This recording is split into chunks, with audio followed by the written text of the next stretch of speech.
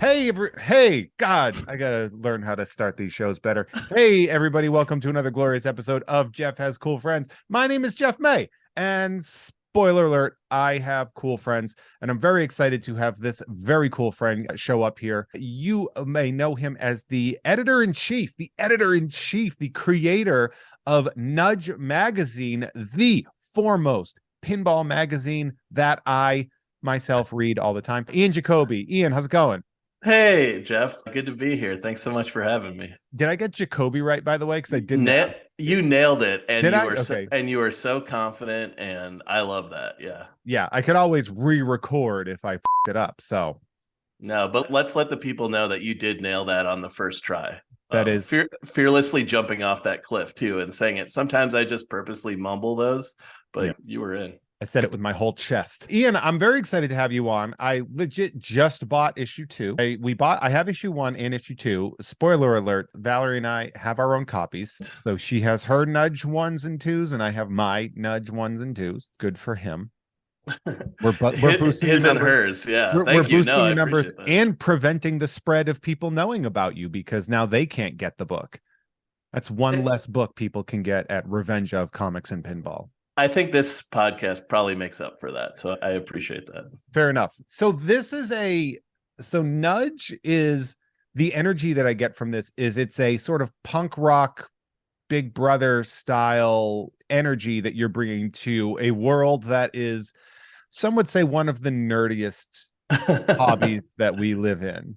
100%. Yeah, I think historically it has been seen that way. I don't know. I mean, there's a lot of that sort of 50s nostalgic feeling that people really like with pinball, I think, and they think about the, bells and chimes sounds and stuff like that. But also there's been a lot of developments in pinball, in the last 20 years, even in the last 40 years. And so for me, yeah, I guess that kind of clean aesthetic didn't really speak to me very much. Like when I go play pinball, right, I'm playing at places where there's like peanuts on the floor and it's kind of gross, and maybe the machines aren't always in the best condition, but you're always like having fun. So to me that felt more like skater culture. And so like I'm a kid of the 90s, and you got the references completely right, like Big Brother, Thrasher, Yeah. all those things. And we're both big guys, we're both huge, so we probably weren't. I wasn't a No, skateboarder. I don't know if you were, but I no. would My but center of gravity is gross. 100%. Yeah. So like if just like I roll my ankle, I'm never coming back from that ever.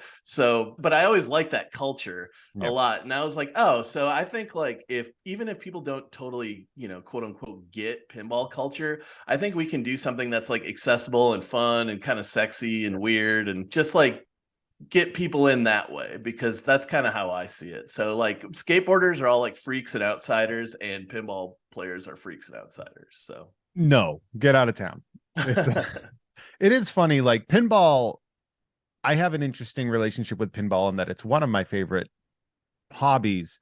It's hard for me to get like great at it because yeah. I just don't have time and not really like the money that a lot of people have. Like I'll go to my league because I'm in a pinball league and they'll often be like, how many pins do you have? Yeah. And I'm like, what job do you have where you're just like, hey man, I gotta drop another 12 grand on this pinball machine? And I'm like, how many 2008 Celicas do you have? Because that's like the same, it's the same cost point here. I think you're getting at a good point, which is that there are really two different kinds of pinball players these days. I think that there are, which is awesome and historically very different. And I have nothing but respect and love.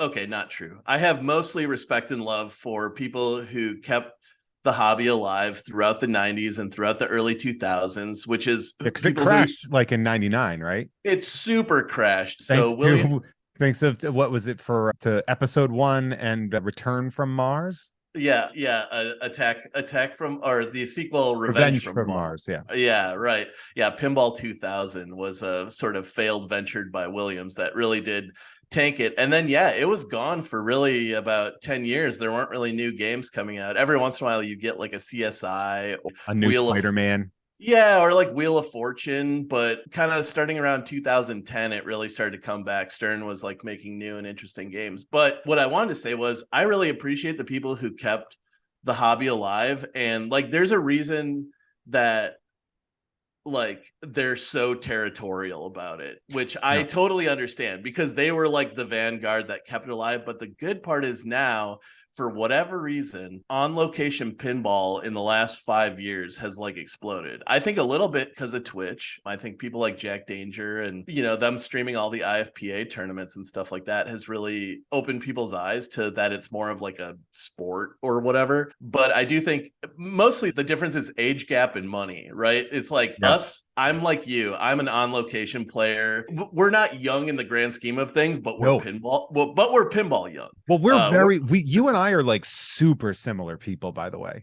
yeah. It's like eerie. We're both like pretty big dudes, right? We're both, I mean, because you did there's an article in Nudge this issue about which position you are. And there's Yeah. one where it's like you're just basically hulking over the thing. And I'm like, that's me.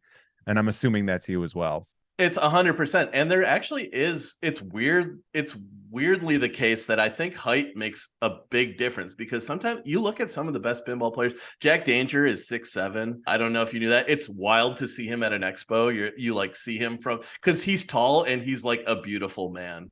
So like He's really like, yeah, and he's got that like alt look. So you're like, wow, this guy, like, yeah, this guy is but cool. I know, but a lot of pinball players, I don't know if it's because you can see the top flippers better or what, but a lot of us are over 6 feet tall. So that Except if could you be play a shorter table, then you're screwed because your you back are is just going out. for Huh? sure. Or you have to do like a weird squatty potty kind of to you to make There- sure like really bending the knees. Yeah. So I mean, obviously we're talking very niche here, but there, you know, you got everybody knows their standard pinball table size. Some like a total nuclear annihilation sits about Mhm. 3 to 4 inches shorter, and that is I hate it. I'm like now everything is being changed on me, but I think we're getting a bit of ahead of ourselves. We So are. I'm sorry. Yeah. no, it's all good. I mentioned I am in a pinball league. I am surrounded by different people of all walks of life in this league. And there's this collection of men in their 50s and up just have good jobs and property, which Yes. is very rare in Southern Space. California. And they'll be like, yeah, I got about a 6 or 7. And I'm just like, what? And they're like, you should get one. You should totally get one. And I'm like, no.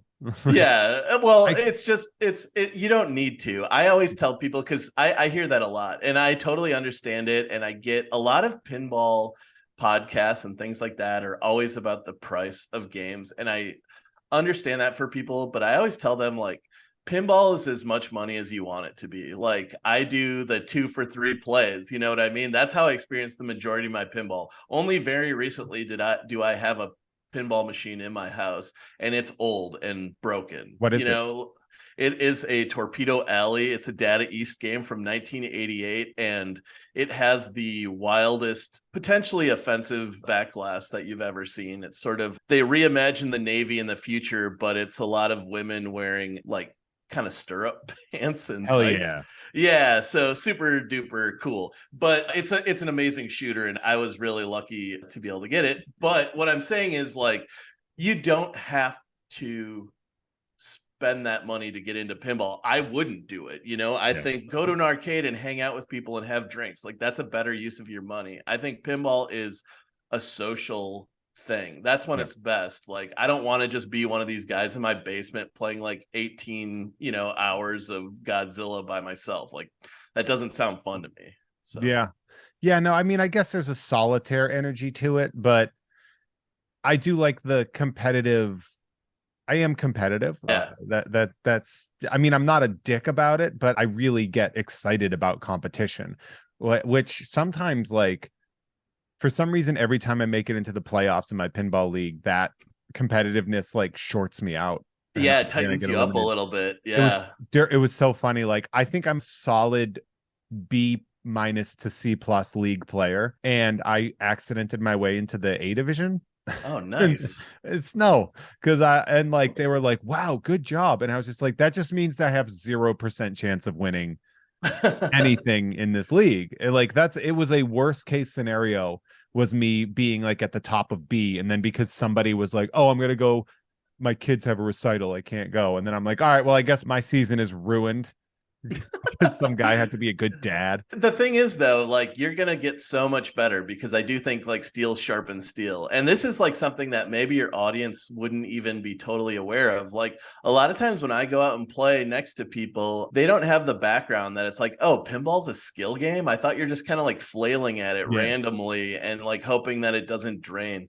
But someone play who knows what they're doing is so eye-opening. You really can see like, oh, this is what I'm going to use some pinball terms here. Like, this is what a live catch is, right? This is how you can really stop the ball and like aim it and shoot it where it needs to go. And just being aware of rule sets and those kind of things. Like, those all come, I think, when you play with other people much more easily. Sure, you could go and, you know, there are great people on YouTube. Bowen Kearns and the Papa crew have great tutorials for games, but honestly, for me, I'm a doer. Like that's how I learn best. And so playing with people like that, I think is, even though you're going to get your butt kicked, man, like I'm sure there are days where you win a couple of those. You pull a couple off those, I'm sure. Yeah, I have really like I have friends like my friend Chris Ward. Oh, amazing player. Yeah. You know Chris Ward? Yeah, he's just a little bit out of St. Louis, former staff writer for Wizard Magazine. If any of you comic nerds know what's up, I've known Chris for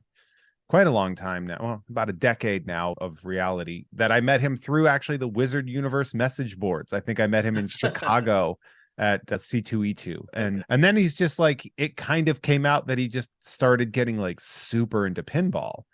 And he just puts up these numbers where he's like ranked like number 3 in Missouri or something like some crazy number. And I'm just sitting there and just being like, sometimes I get good scores. And then I see other people's scores. I'm like, oh, no, I don't. No, well, it's all right. And I think Chris is a great player for sure. It's funny that you say that because I do think there's a big overlap, and this has helped nudge a ton between artistic temperaments and creative people who are in comics, people who are photographers, and liking pinball. And I wonder a little bit, for me, the way that I personally got into pinball was I was working as a bouncer actually like six or 7 years ago, and there was a pinball bar called Tilt on my way home from Minneapolis, and I would just like go in there and blow off steam, you know, after like talking to a bunch of drunk dummies. Like you would just want to go zone out and kind of just hit some ramps. I didn't even know what the hell I was doing. Dude, we have very similar stories here now. Exactly. Okay, word. Yeah. I was after my Uber driving shifts, I would stop at a bar called the Snug in North Hollywood, and they had a Batman pinball table, and I would play it.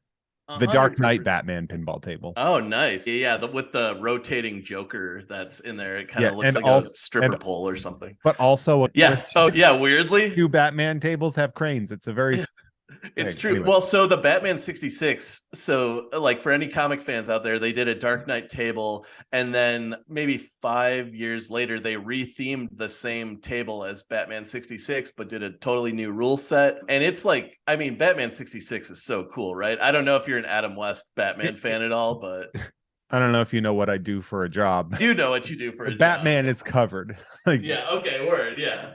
I mean that creativity and stuff. I think people who have either jobs where they're dealing with people, or they're like, nowadays I work in marketing as my day job, and just being able to shut your brain off and like, I don't want to say it's meditative because it's a little more like than that, but it allows you to strip focus, which 100. I think that is a form of meditation. It gives you one thing to focus on, and I think, if I may, really does appeal to people that might have a dash of the AD. 100%, or are like on the spectrum in some way. I think that is totally true. And like, it's really great when you see someone discover it, because it's like, it's like watching an addiction that's okay happen, you know, like you'll see someone once and then they'll be back the next day and then the next day, and you're like, oh, see, you're starting to like figure it out. So it's really fun.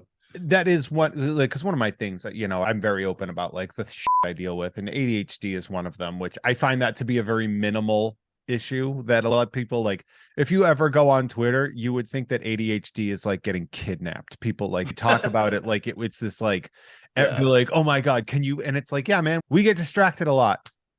Yeah. I don't know, man, figure it out. Like, we can't just complain about it on Twitter all the time. We might want to make our lives better.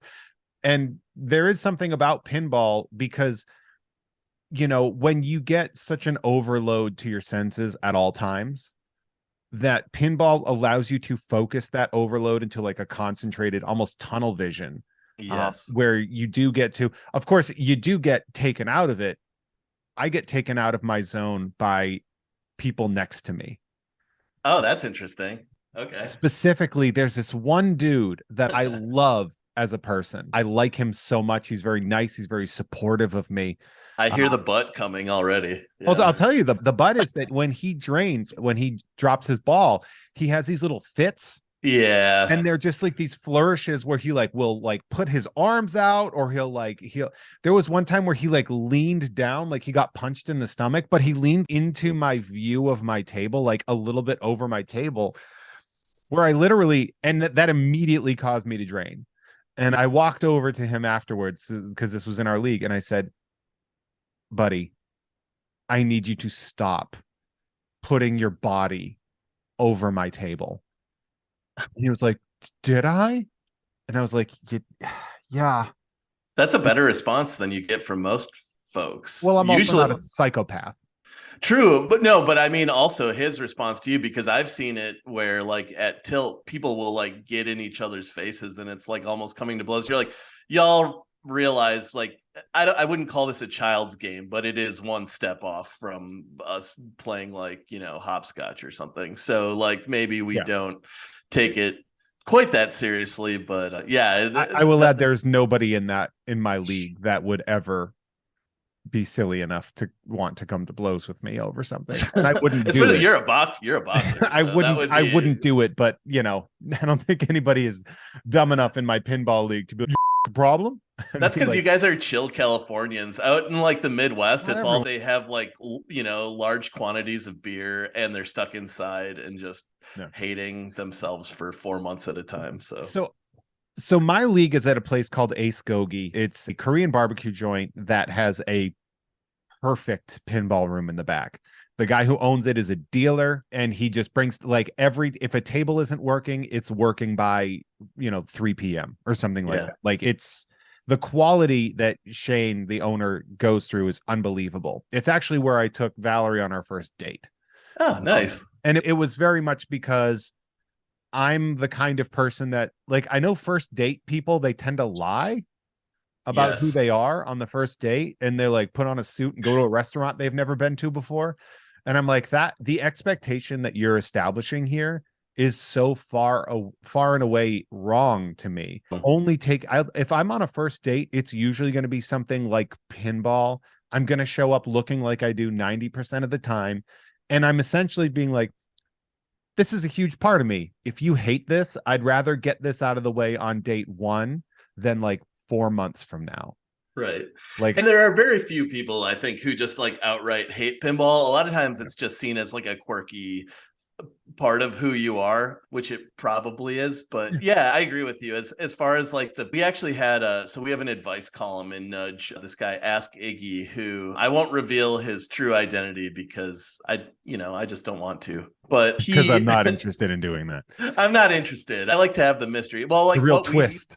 What we say is like he's this like cryptic sort of millionaire or billionaire figure who's bought all the pins and has all the answers. And so we had a question about that once mailed into us that was like, how early do I reveal pinball? And we're like, right away. I mean, day one.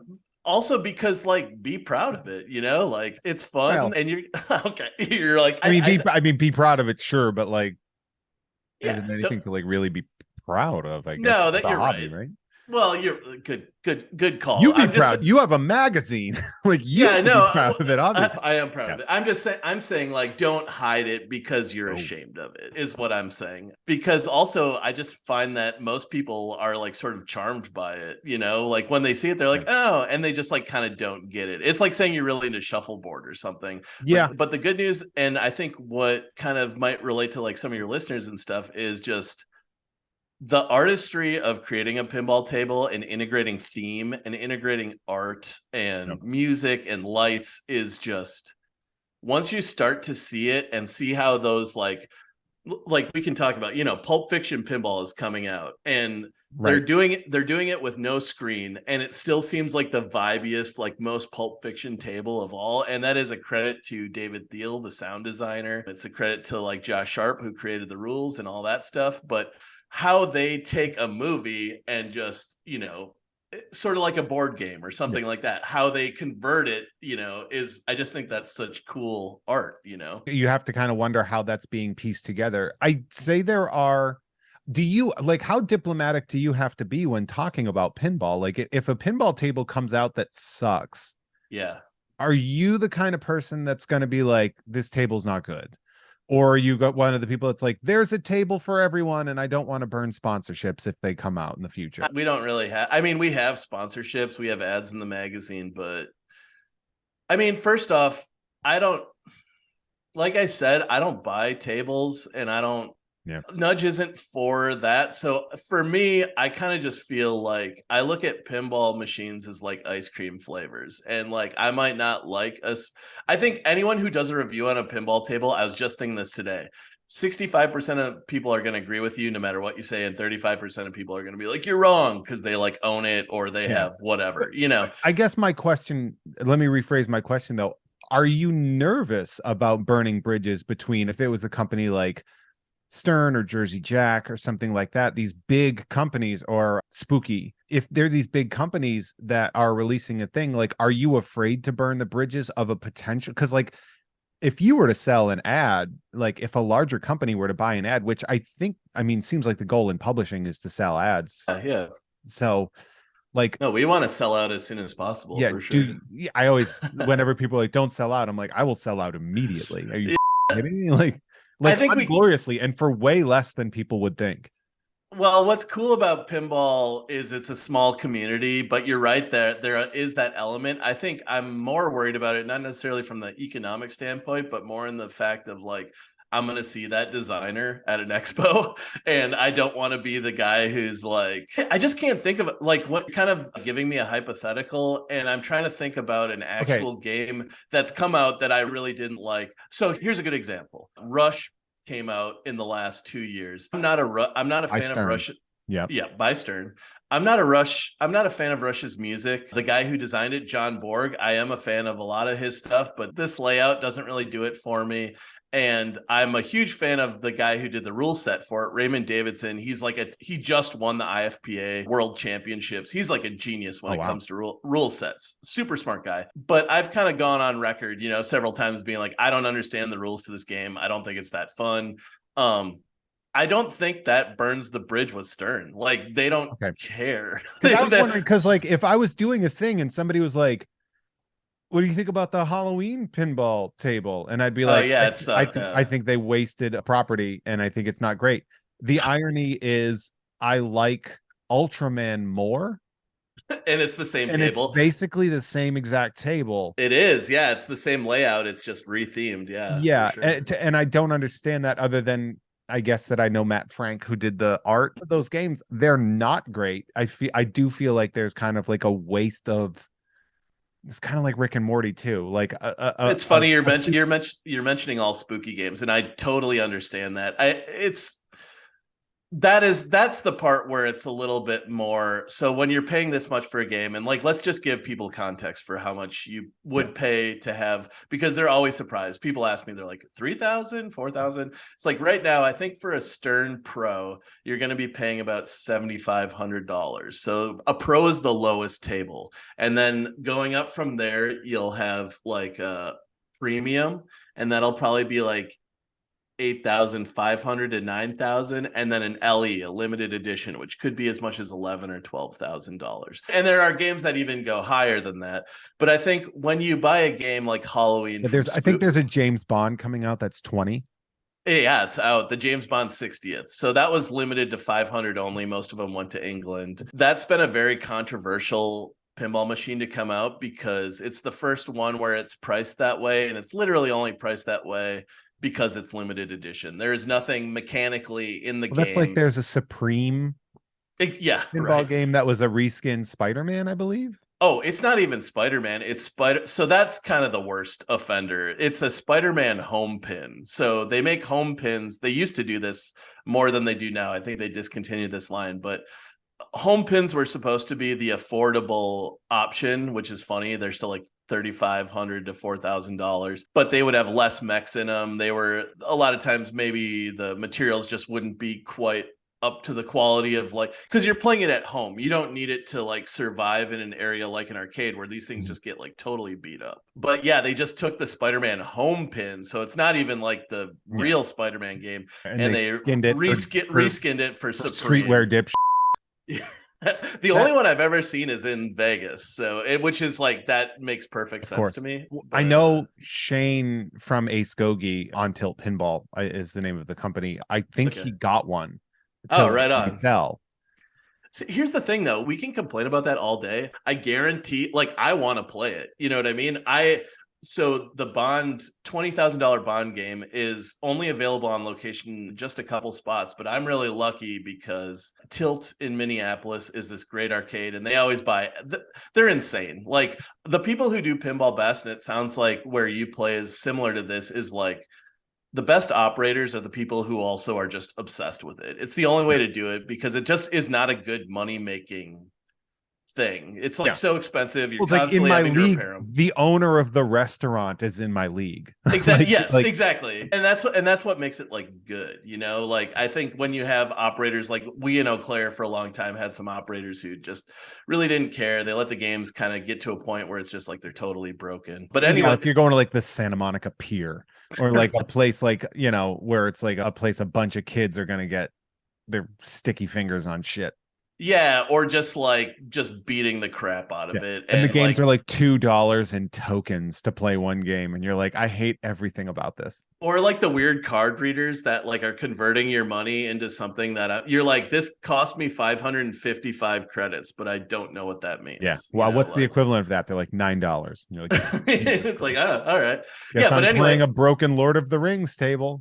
I did want to say though, like I'm really lucky. Like Tilt is run by people who really care. They have one of those Bond 20th on there. Dude, it's one of the most fun games I've ever played. Like the fact that I don't have to spend $20,000 to play that game is awesome. And do I wish it was available for more people? Absolutely. But I think the game itself, sometimes people get too caught up in the narrative in pinball. And I bet it's similar maybe for comics and definitely for Star Wars. I know that can be, you know, a quote unquote toxic fandom.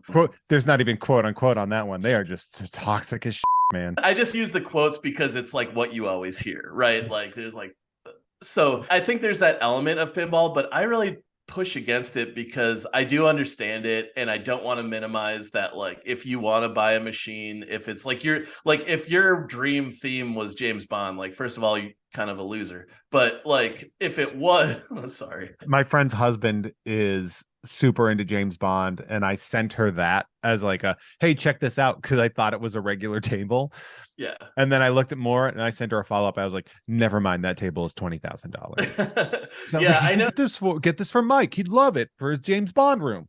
Right. But like, so if that was you and you couldn't get it, like I do feel for you for sure. But also like you're a very rare exception in that case. Like I think for most of us, we can go out like for me, it's about the joy of like finding something out there. You know what I mean? I use pinball maps all the time. It's a free app that anyone can get. And you will just like wherever you are, it'll show you like the list of, you know, what machines are where. And like if I'm going to a new city right away, I'm usually before we even travel there, I'm checking pinball maps. And there's just something fun about like going out and finding stuff, you know, like that. It's so weird. There's very few things in life where you are just like you have to go to this specific place, you know, to go do it. And like I've made friends, like I've made weird like barfly friends like out in Detroit that just like I would never have talked to. I'd been scared to talk to them, but it was like they were just stuck next to me for, you know, an hour or two while I was playing their Star Trek. So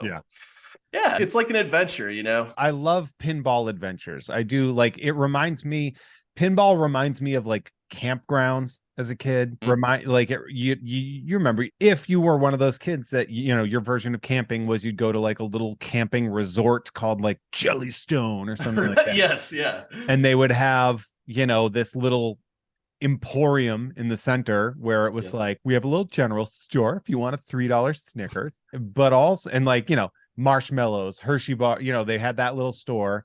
And then Yeah. there would always be like an Outrun or Yep. like a cruisin' if you were going in the later era, and like a Fishtails Totally. A medieval pinball machine. madness or something that Oh like yeah. kind of doesn't work. But If you were yeah, lucky, you'd get a medieval madness. Yeah. 100%. Yeah. That was one that was in Eau Claire for a long time. So I grew up in this tiny little town, not tiny, but like a 60,000 person college town called Eau Claire, Wisconsin. Most famously now known for being like the Bon Iver city, so people really think we're rural now. They're like, we're all monkish and just like sing out in the woods. But for me, That is not true. it is not true. Mostly we're hanging out at Bullwinkles, at least me and my friends, and, ripping darts outside and playing, some really broken down, like a Waterworld Data East. So, like, for me, that was my truth growing up in Wisconsin, but exactly the same thing. You always have those kind of like, it's almost smells like stale cigarette smoke. Like, you can like smell it when you're thinking about Yeah. it a little bit. Yeah. But I love that, No, I do. think, Yeah. There's something to be said about like, you can taste terrible pizza when you play pinball, even if Yes. there's no pizza anywhere near you. Like, definitely like toaster oven style pizza, like really bottom of the barrel stuff. But there is a childhood energy. It tastes like smoking in public. 100%. Yeah. Yeah, it's like Or, a Denny's where you can smoke in it for sure. And the really great part about pinball is that we're living in like another golden era of it right now. Like for so many of these things, when we talk about, the nostalgia, the retro, like you're kind of like hearkening back to an era that doesn't exist anymore. And there is some of that in pinball, but for the most part, it's like, I can't think of a time where we would have 100 people at a league night, like even 2 or 3 years ago. So for me, what's really been so awesome is to see where it's going and the people who are getting into it. I think like Bells and Chimes is a women's led organization that has national chapters everywhere now. We just had the first IFPA women's championship last night, actually. oh wow. Yeah, in Isn't like the Chicago at Ontario. isn't So like the one of the best lady pinball players, isn't like a teenager? Yeah, so we're doing a story. It was going to be a nudge 3, but I'm actually bumping it because I want to give it more space. So it'll probably be a nudge 4, but it's going to be called Class of 2023. And basically, a lot of the best pinball players in the world are 21 or under. So And they Escher just have left. pinball freak parents, right? Some of them do, but some of them don't. I wonder if it's a little bit kind of like how everyone in like Fortnite who's really good is like super young. So you kind of have like young eyes and good Good reflexes and 100%. So the number one player in the world is this guy, Escher Lefkoff, who is from Colorado. And I think he's 20, maybe. He's like 19 or 20. Amazing player. And the number one ranked woman, at least up until last night, I'm not sure if that's still, she came in the top 8, but I'm not sure if she might get bumped down for this. But yeah, Cassidy Milanowski for the last few months has been rated the number one woman in the world. And when I say woman, she is a 15-year-old girl from Appleton, Wisconsin, who doesn't have like pinball freak parents. Her parents play some pinball, but she had like one machine in her house. Like she's a really weirdly normal kid. savant. She's a savant. And it's funny because so I went to interview her, and actually the number 6 ranked man in the world is a 18-year-old from Appleton, Wisconsin. And what's funny is they're not They really put in the water there. I know. Well, there's District 82 is there. So there's this huge place where people come from all over the world like a few times a year to play pinball. So that's part of it. But what was funny to me was like they're not even friends. Like I got them together to interview them. I was like, oh, you guys will like, you'll have good chemistry. And it was just very much like, oh yeah, no, these are teenagers. Because I was like, are you guys friends? They're like, not really. And I was like, one's oh, an 18-year-old and one's a 15-year-old too. well, okay, yeah, sure. But I mean, I'm 38. It's a lot so, different when we're like 40 and there's a right. 37-year-old and you're like, we're basically the same age. But when it's 20 to 30% of your entire life difference, it does change. Yeah, and it was just funny to see how normal Cassidy was, because I was like, what do you want to do? And she's like, well, I actually graduated high school early.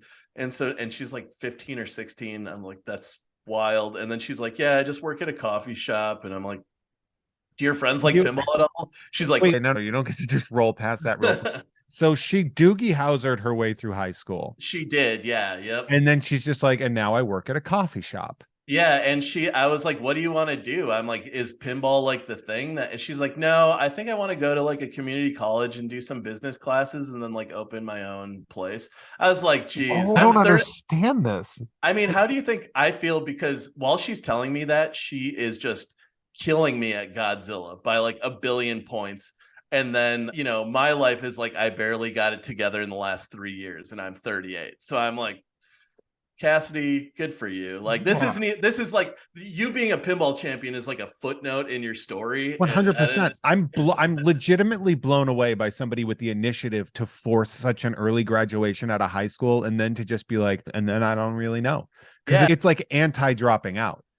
It's like 100%. It's the opposite of dropping out, but also the same thing as dropping out at the same time, where it's just like plowed through life. Yep. Like got done because, you know, I was 17 when I graduated, and that 2 years, it's a massive 2 years. So she's done, but it's just like, oh, maybe I'll go to community college. Like, I'm so surprised she's not like, well, you know, Columbia, obvious. No, she's very practical. I mean, in that way, she's like a very Wisconsin kind of, you know, she's just like, this is my track and I'm just going to keep my head down and work hard. Oh, yeah. We just got to get the coyotes away from the, you know, I had to graduate early so I could keep out on the defense, you know? Yeah, exactly. But I mean, also she has the coolest nickname in pinball, which is the Assassin, because she wears like these gloves. She wears like fingerless gloves so that she like won't have sweaty hands on the pinball machine. And so yeah, they call her the Assassin, which is a pretty great nickname for like just a teenage girl who's like killing guys in tournaments. If I had a nickname, it would probably be like that. Often I have real cop energy. I inhabit nerd spaces. I don't know if you could tell by the background here, but like I'm a big comic book guy. I'm a big Star Wars guy. Like I have a lot of things. Yes, I do have a Beavis and Butthead VHS. I saw that. Yeah, wow. Right next to a My Pet Monster toy and War of the Gargantuans. No, you're definitely a nerd. 100%. Yeah. And even if you look even higher, there's like, oh, wow. You know, He-Man stuff and Star Wars stuff and statues. Yeah, for the listener, he revealed like a giant Batman and Spider-Man head. And yeah, I mean, it's more nerdy stuff. Yeah. It's not, but I look like such a piece of shit that like whenever I go into these nerd spaces, people get like really turned off by my existence. Oh, yeah. No matter how like pleasant I am to them, I just look like a jerk. They're kind of gatekeeping you because you look like a normal bro. Dude, when I worked at a comic shop, the amount of people that didn't think I had anything to offer because I look like their high school bully. And I'm like, yeah, man, I just learned how to beat that guy up. I don't know why you're punishing me for it. Like, yeah, I mean, that's probably it. If that's their baggage, man, don't put that on you. Yeah. And we got to work on your negative self-talk. I will say that. I don't want this to be like a therapy session. It's not negative self-talk. It's ownership of my image. Okay, but I don't think you look like a piece of shit. I would be friends with you. You know, I look like a bully. Like, and most of our interactions have been textual. This is the first time we've ever spoken out loud. I'm not in the same location with you, and I'm also not like a foot taller than you. Yeah, that's true. Yeah. So that puts you on a much more even keel where like if I was going to like people get into fight or flight when they see somebody our size. Yeah. Like that's an immediate instinct. It's an animalistic instinct. If you see somebody who's 6'4", wearing a baseball hat, for Christ's sake, like the international sign of I like sports. Like people get really like on the defense for it. And you have to accept it and roll with it after for 20 years of dealing with it. Now at this point in time, I'm like, all right. I was much more approachable when I was heavier. But I was going to say that the problem is actually more that you're fit. Like, I think if you were like me, if you had a little more Seth Rogen energy, like you would be accepted into that community. So listen, this is what we need to do is like, I'll just come out there and, you know, I'll help you pass. And I'll be like, you're like really good. I wish I could do so good at pinball. I wish I could do a Seth Rogen laugh, but That was the yeah, oh, there you go. The voice comp I get a lot of times is H. John Benjamin. People say that a lot. I for could me, hear it. so, yeah. I could hear it. I never get a voice. I get a face. I get people will tell me I look like people, but never that I sound like people. Who do they say you look like? It depends on what the day is. Okay. If I look at my best, if I'm looking at my best, if I'm having a good day, it's Bradley Cooper, which is a nice compliment. Oh, yeah, I could see that. It's really nice. But if I'm looking old, it's Ray Fiennes. And Also, I would sure, take that. but he's Yeah. also like 20 years older than me. So Yeah, like, no, good call. but like, so, and it happened, like, it's literally those two people. Oh, and it's often. And so it'll happen in public, and I'll lean over to Val and I'll be like, they said Ray Fiennes. And she's like, oh, I'm sorry. Like, oh, I'm so, do we need to put some lotion on you or something? You know, they just said Voldemort. They didn't even say Yeah. Ray Fiennes. They oh, just well, the Bradley Cooper thing, it's funny because people would say it, but before he was like a huge name, they would just like soft speak out his worst roles at me. Yeah. They were like, Yeah. you look like the guy. Who's the guy? You're the guy from Alias. They'll be like, you're the guy that cheated on his wife in that movie. And I'm like, I'm sorry. And they're like, you know, the one with Scarlett Johansson. And I'm like, I still don't. Endgame? Like, no, but then they'd be like, oh, it's the guy from He's Just Not That Any. You look like this famous actor, but only when he plays a huge piece of shit. Like, Right, it would be that you look like the guy that was cheating in Wedding Crashers. It would, it would always be some version of like, you look like a famous actor, but only in his worst, most piece of shit roles. It's funny because there is that you kind of do want. I mean, that's a little different because they're not recognizing you, but I used to be in a band for a long time. And when we would like sing, you know, like when I would sing, like people would be like, it doesn't look like your voice should come out of your body, which I was always like, thanks. It's like both a compliment and like probably a huge diss, but I'm just like not going to explore that and just like take it at the compliment part. So. Well, I mean, what, you know, one of my friends and some guys that I train are a band called Portugal the Man, and oh yeah, famously falsetto. So if you see John and then you hear him sing, you're like, well, those are two different people. And then he hits like a by the way. I would not want to get hit by him. I was training him, he was hitting hits, and I was just like, oh, I don't think anybody should with you guys. He's got some heavy hands. Yeah, I was like, you're working something out, man. You write beautiful poems to music. You are a man of varied, that's for sure. I mean, I love boxing, but I don't think I could like do it like that. That's wild. Why don't you think that? Because I wouldn't be able to stick with it, I don't think. In a way that would it be the hard work or the pain that it would? I think the pain, 100% the pain. The pain of getting hit or the pain of working hard? The pain of getting hit is scary to me. Okay. That is literally the easiest thing to get over in boxing because it does not hurt that bad. Like, it really does. Well, but sometimes it does. I see your Instagram. No, not really. I mean, okay. All like if I ever like the worst injuries that I've ever gotten have been through wear. Okay. Other than the very freak accident that I recently had where my head ricocheted into a wall, that only would have happened with me, only in the gym that I was in. And that was really just whatever. But like when I'm training people, the first thing I do is trick them into hitting me, because I need them to understand that it's okay. Okay. Because people, they're so like timid. It's like we live in a society, so we try not to hit people. So when somebody's asking you to, it's like a hard thing to break through. So I will literally like fake somebody hitting my hand and then put my face in front of it so they can get the hit off to be like, you see how I'm okay?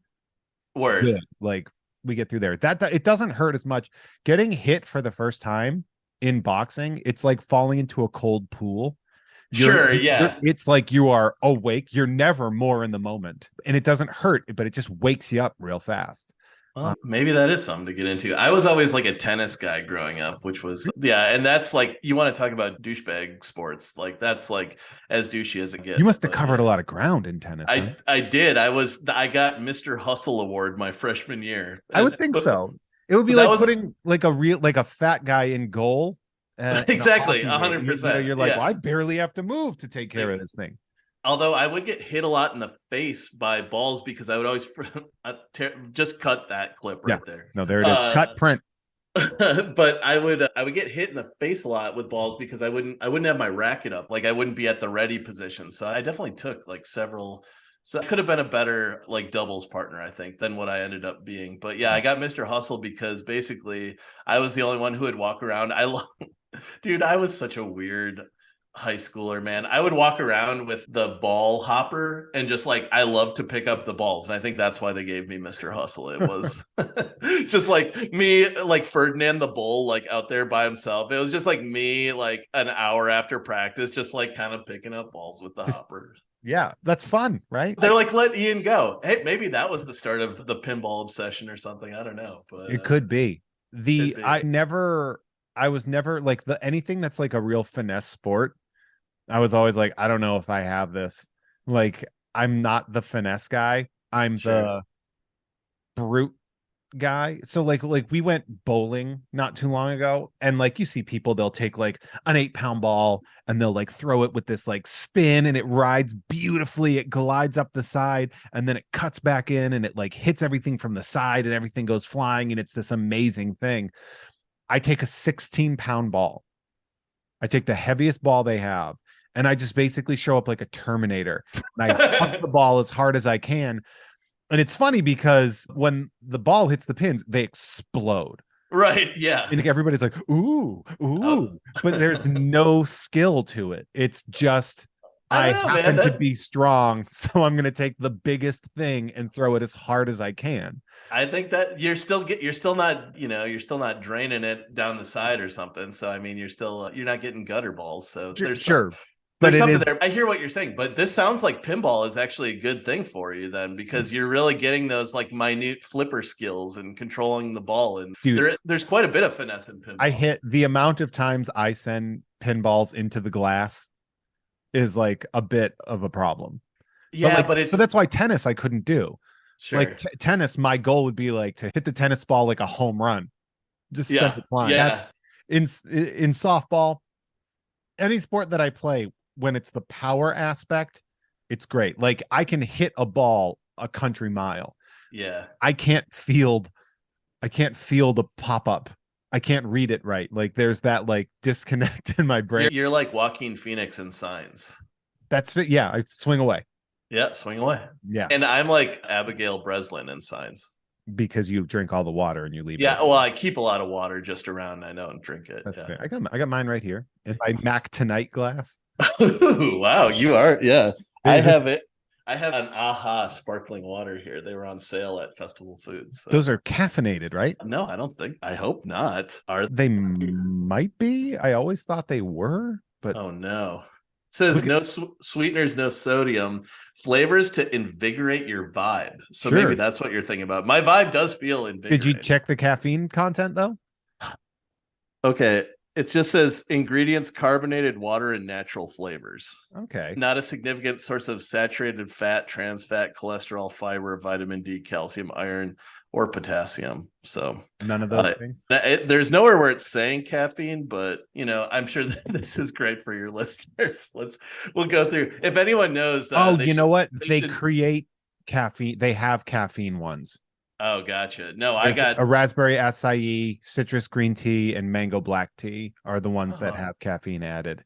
No, this is just the blackberry lemon. I'm in. I turned myself onto a LaCroix because I had to cut out sugar, and soda was a big part of that. Oh yeah, for sure. Yep. I'm a huge sparkling water guy. This is like making us seem so cool. It's like sparkling water and pinball. Yeah. Well, it's sad. Speaking of things that are cool, I don't know if you know this, but I have a Patreon. It's patreon.com/Jeff May. It's where you go to get early access to uncensored episodes with bonus content. And for the past 2 years, I have had a producer tier that was disturbingly affordable, to the point where this is going to be, I think, the last episode where we have a list of producers this robust. But for the last 2 years, you could pay $10 a month and I would have said your name or something that you wanted me to say in the middle of an episode of Jeff Has Cool Friends. And spoiler alert, we're about to do that right now. So if you are interested in having something like this happen, head on over to patreon.com/Jeff May, and you can check out what the producer tier is going to be once we start in April. But we get a lot of awesome stuff there. But I would like to shout out these producers. Shout out to Matt Froome, who just signed up to get in at the last minute on this. So shout out to Matt for that. Shout out to Aeschylus and his tortoise, Dr. DNA. I get to beguile.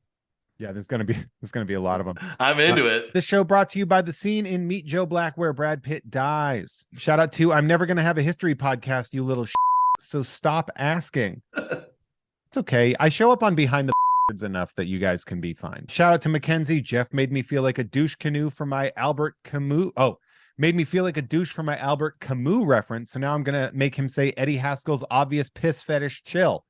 Oh, I'm gonna miss that one. He's going to sign up for the higher tier just so I keep saying that. Instagram and Twitter's at Bob_of_skull. Shout out to While My Chocolate Starfish Gently Weeps. Lemming Malloy. Norm from Cheers. And shout out to Norm from Cheers for also checking out all the swears in the episode for when we want to do the swear cut drops. And also met him at Tapcade in Kansas City, which was a barcade that we performed in. Shout out to Barry Tumath. Dan Hackroyd. You're awesome. Keep on keeping on. Shout out to Nolan. The Tubi Super Bowl Terror Bunny says, watch Dead Heat. You ever see Dead Heat? I've never. What is Dead Heat? I'm about to look it up because I don't know. Dead Heat is a Treat Williams, Joe Piscopo film from 1988 with Vincent Price. He was doing anything in 1988, huh? Wow. Oh, wait. I think I've seen this movie, Dead Heat. They're like, it's about a cop who's dead or something, right? Or I'm looking at Treat Williams covered in some kind of sores. Yeah. Wow. That is a wild movie. And Look at Joe Piscopo's arms on this poster. Dude, Joe Piscopo, what a weird Hollywood person that was to exist. He got so good at Frank Sinatra that he thought he was Frank Sinatra. So he's basically I guess I'll leave Saturday Night Live. Yeah, exactly. And be in Dead Heat. I remember my friend was at a hockey game around the turn of the century. So back in the early aughts. And there was they had New Jersey Idol, and Joe Piscopo came out and did a Frank Sinatra bit at this hockey game. And he's like, it was the most surreal experience I've ever had at a Devils game. Good for Joe Piscopo. Still how long is Frank Sinatra's been dead for 25 years. So yeah, but that has real county fair energy. Totally. Yeah. To show up and do New Jersey Idol because American Idol was so big. I'm gonna do that with Jerry Garcia someday. That's gonna be my county fair impression. Are you a Dead fan? No. Okay, good. All right, we're cool. It's so bad whenever people are yeah, you got to hear this 19-minute song though. Bro, you got to hear Box of Rain, bro. It changed my life. I'd say that, but I've been to my fair share of Dave Matthews concerts, so I'm not gonna pretend that I'm better than a Grateful Dead. I was in a ska band in high school, dude. It's all good. Ooh, what was the pun name? Well, we wanted to be Ska Skank Redemption. That was taken. So we went with Say When, which was when you're pouring milk or something, you say when. So, but the thing that people would do is, after the first song, everyone's shouting when at you, which sucks. Yeah. We did. We didn't. I was in a joke band that was very funny, but the Western Mass had a big ska scene, and there was, I think, one of the bigger bands was Scarmy of Darkness. Oh, that's good. And I was you're from the Boss Tones were that was the vibe. Wasn't he touching kids? No. The main dude, wasn't he Dickie Barrett? It's pretty well known that he used to Is that true? If that's true, that's so sad because I don't know that that's true, but I do know he was an anti-vaxxer or something. I think that's why he was. Yeah, no, but this was a thing we all kind of were aware of. Man, I didn't know that. Well, thanks for ruining the Boss Tones for me. I didn't ruin them. The music is the same. I guess I can still fan out on Joe Gittleman, the bass fiddleman. Also, this is conjecture, so I'm not 100% sure that's alleged. So I don't want people to be but it's just that's the rumor that I heard a lot of. That sounds more like a Less Than Jake thing to me. Would it be? Because I like that. No, I'm just. Oh man, I really like Less Than Jake, and I like Less Than Jake Like, I didn't like Less Than Jake back in the day. I like Less Than Jake like now. Wow. Yeah. Like, The Wow. Science of Selling Yourself Short is one of my favorite songs. I As gotta a go back. I gotta go back. 41-year-old man. I gotta go back and listen. Or what's that? I've been enjoying Goldfinger a lot more too. Oh, sure. Yeah. Yep. They seem safe too. Yeah, that post Tony Hawk renaissance that they've had, but they've been doing great anyway. Shout out to Itty Bitty Millie Committee Pity the Fool. Shout out to Jocular Haggard Cantankerous Fool. Vorta Spin, Just Boof It.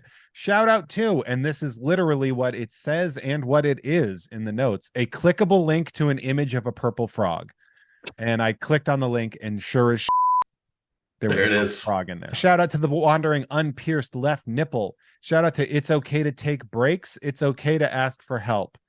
I would like to add how funny it is. That one came after the wandering unpierced left nipple.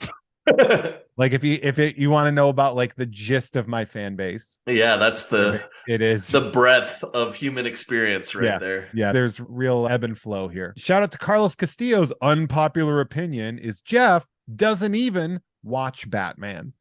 So you got unpopular opinion. Jeff has cool friends. You don't even like sports. And Tom and Jeff watch Batman, all in the same sentence. Good for you, Carlos. Wow. Hashtag Tone Loc at Jeff's. We'll get Tone Loc in there. We'll get him to do a concert at my place. Shout out to I Ain't Got Time to Bleed.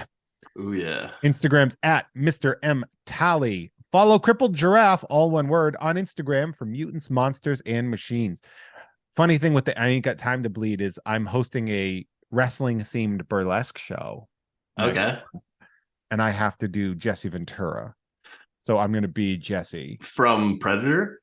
I have just Jesse in general. I've done it before. My friend Jack, he plays Vince McMahon really well. So we're like the commentators of the thing. And a lot of it's like, McMahon, back when I was on Predator, Arnold gave me several tips about unionizing and stuff like that. And dude, I was gonna say, who would have thought multiple governors from that movie? So many Predators. And none of them are. Well, I guess Carl Weathers is kind of a governor now in Star Wars. Yeah, so he's that counts. That is his version. He's Grief Karga. Is that his name? Yeah, and it seems like overall doing a pretty good job of human capital management, as we would say. You want to hear my Carl Weathers impression? Yes. Come on now. That was good. That's it. And to tie this into pinball for 1 second, Carl Weathers does all the call-outs on the Mandalorian pinball machine, and it's awesome. Like, it is great. It's one of my favorite. He's like, come back when you need more work. I love that. Come on now.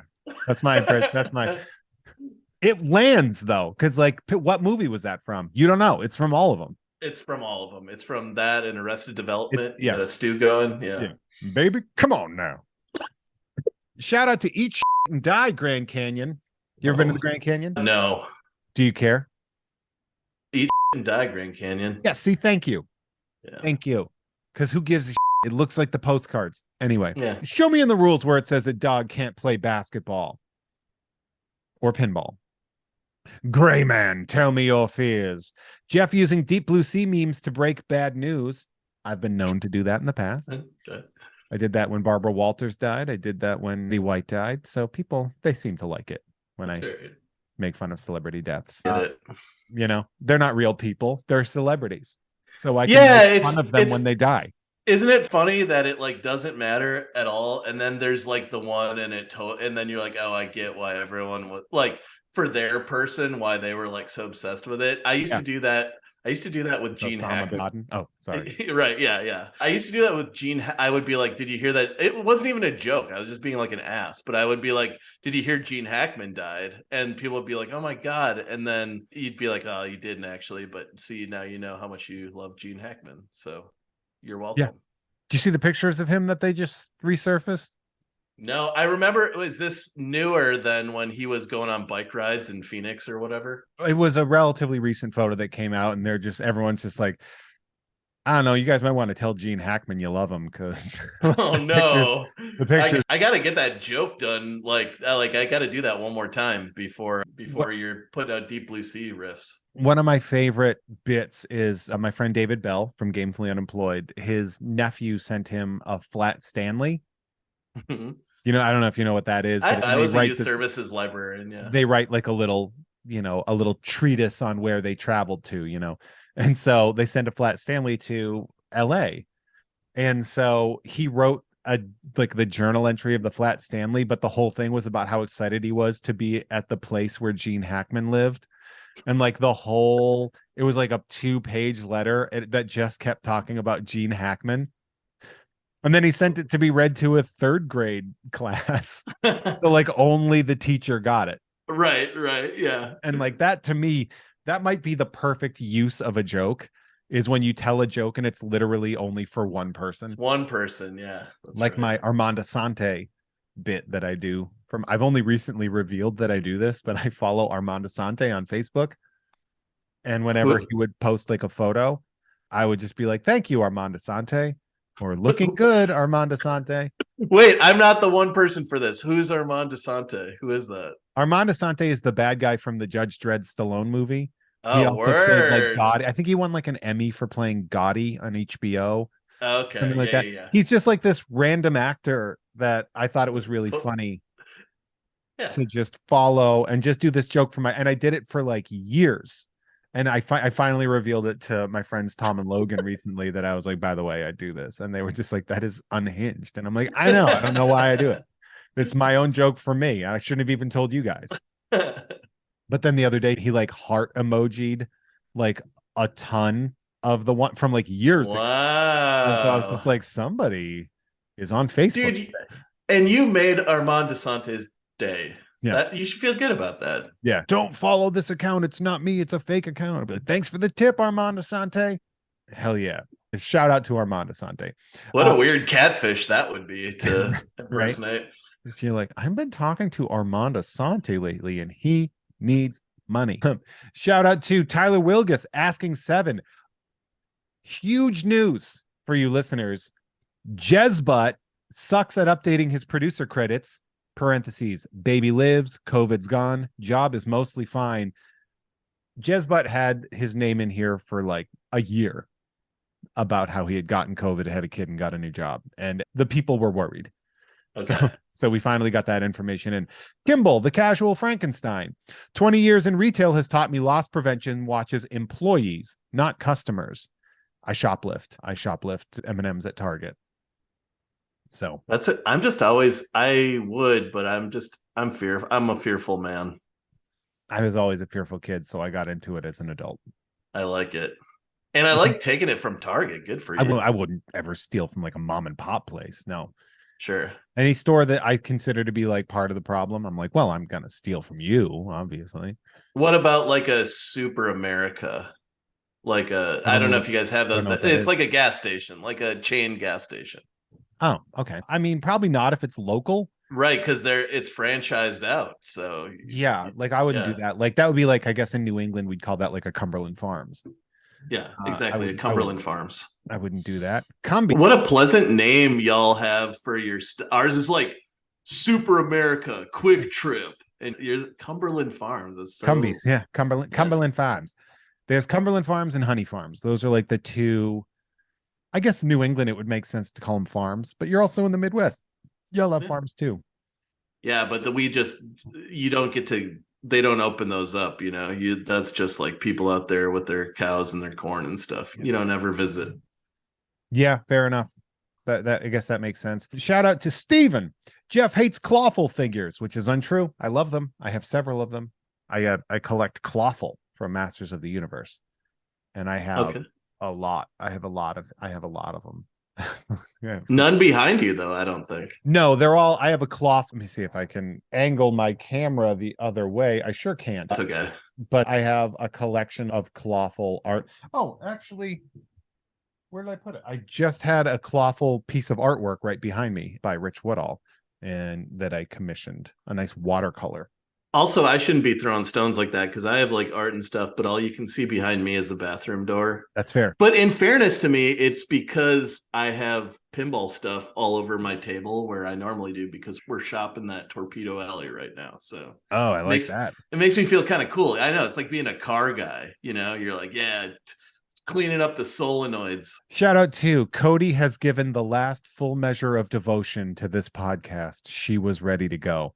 She obituaried her producer name. So shout out to Cody. Shout out to Mike Gouts. Shout out to A Googly Eyed Rock. Did you watch Everything Everywhere All at Once? Did you see that? I did, yeah. Watched it literally yesterday. Although I saw it in the theater when it had come out. I was in Massachusetts visiting my family at the time. And the only other person in the theater, in the entire theater, was a dude from Anaheim. That's So it was like wild. two California people sitting in a Massachusetts theater, and I'm being like, oh, this movie's gonna bomb, which is really unfortunate. I love because like everybody was like, go see this in the theater, and then nobody did. And then it came out on Hulu, and everyone's like, I really wish I saw this in the theater. They're still playing it in the theater in Eau Claire right now. So Good. that tells you where we're at. So Good. Go see it. yeah. Jose Cansecat is rocking his dope ass signed Jeff May hat. There it is. Yeah. These are custom. I thought that. So that's for your last name. Got it. Yep. The M is for May. Yeah. It's a Red Sox hat, but with an M instead of the B. I dig. And Jose Cansecat is a great name for a cat, dude. Seriously. It is. Jay, friend of the crows, demands a crow emoji. Hashtag join the murder. So somebody didn't update their name. Starting the cult of Jezbutt. We await their glorious return. Great news. Jezbutt has returned. Thank Shout out goodness. to you get the Aldo Vargas rookie card, everybody.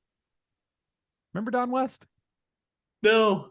He used to sell like the Ken Griffey Jr. rookie card. Jimmy 10.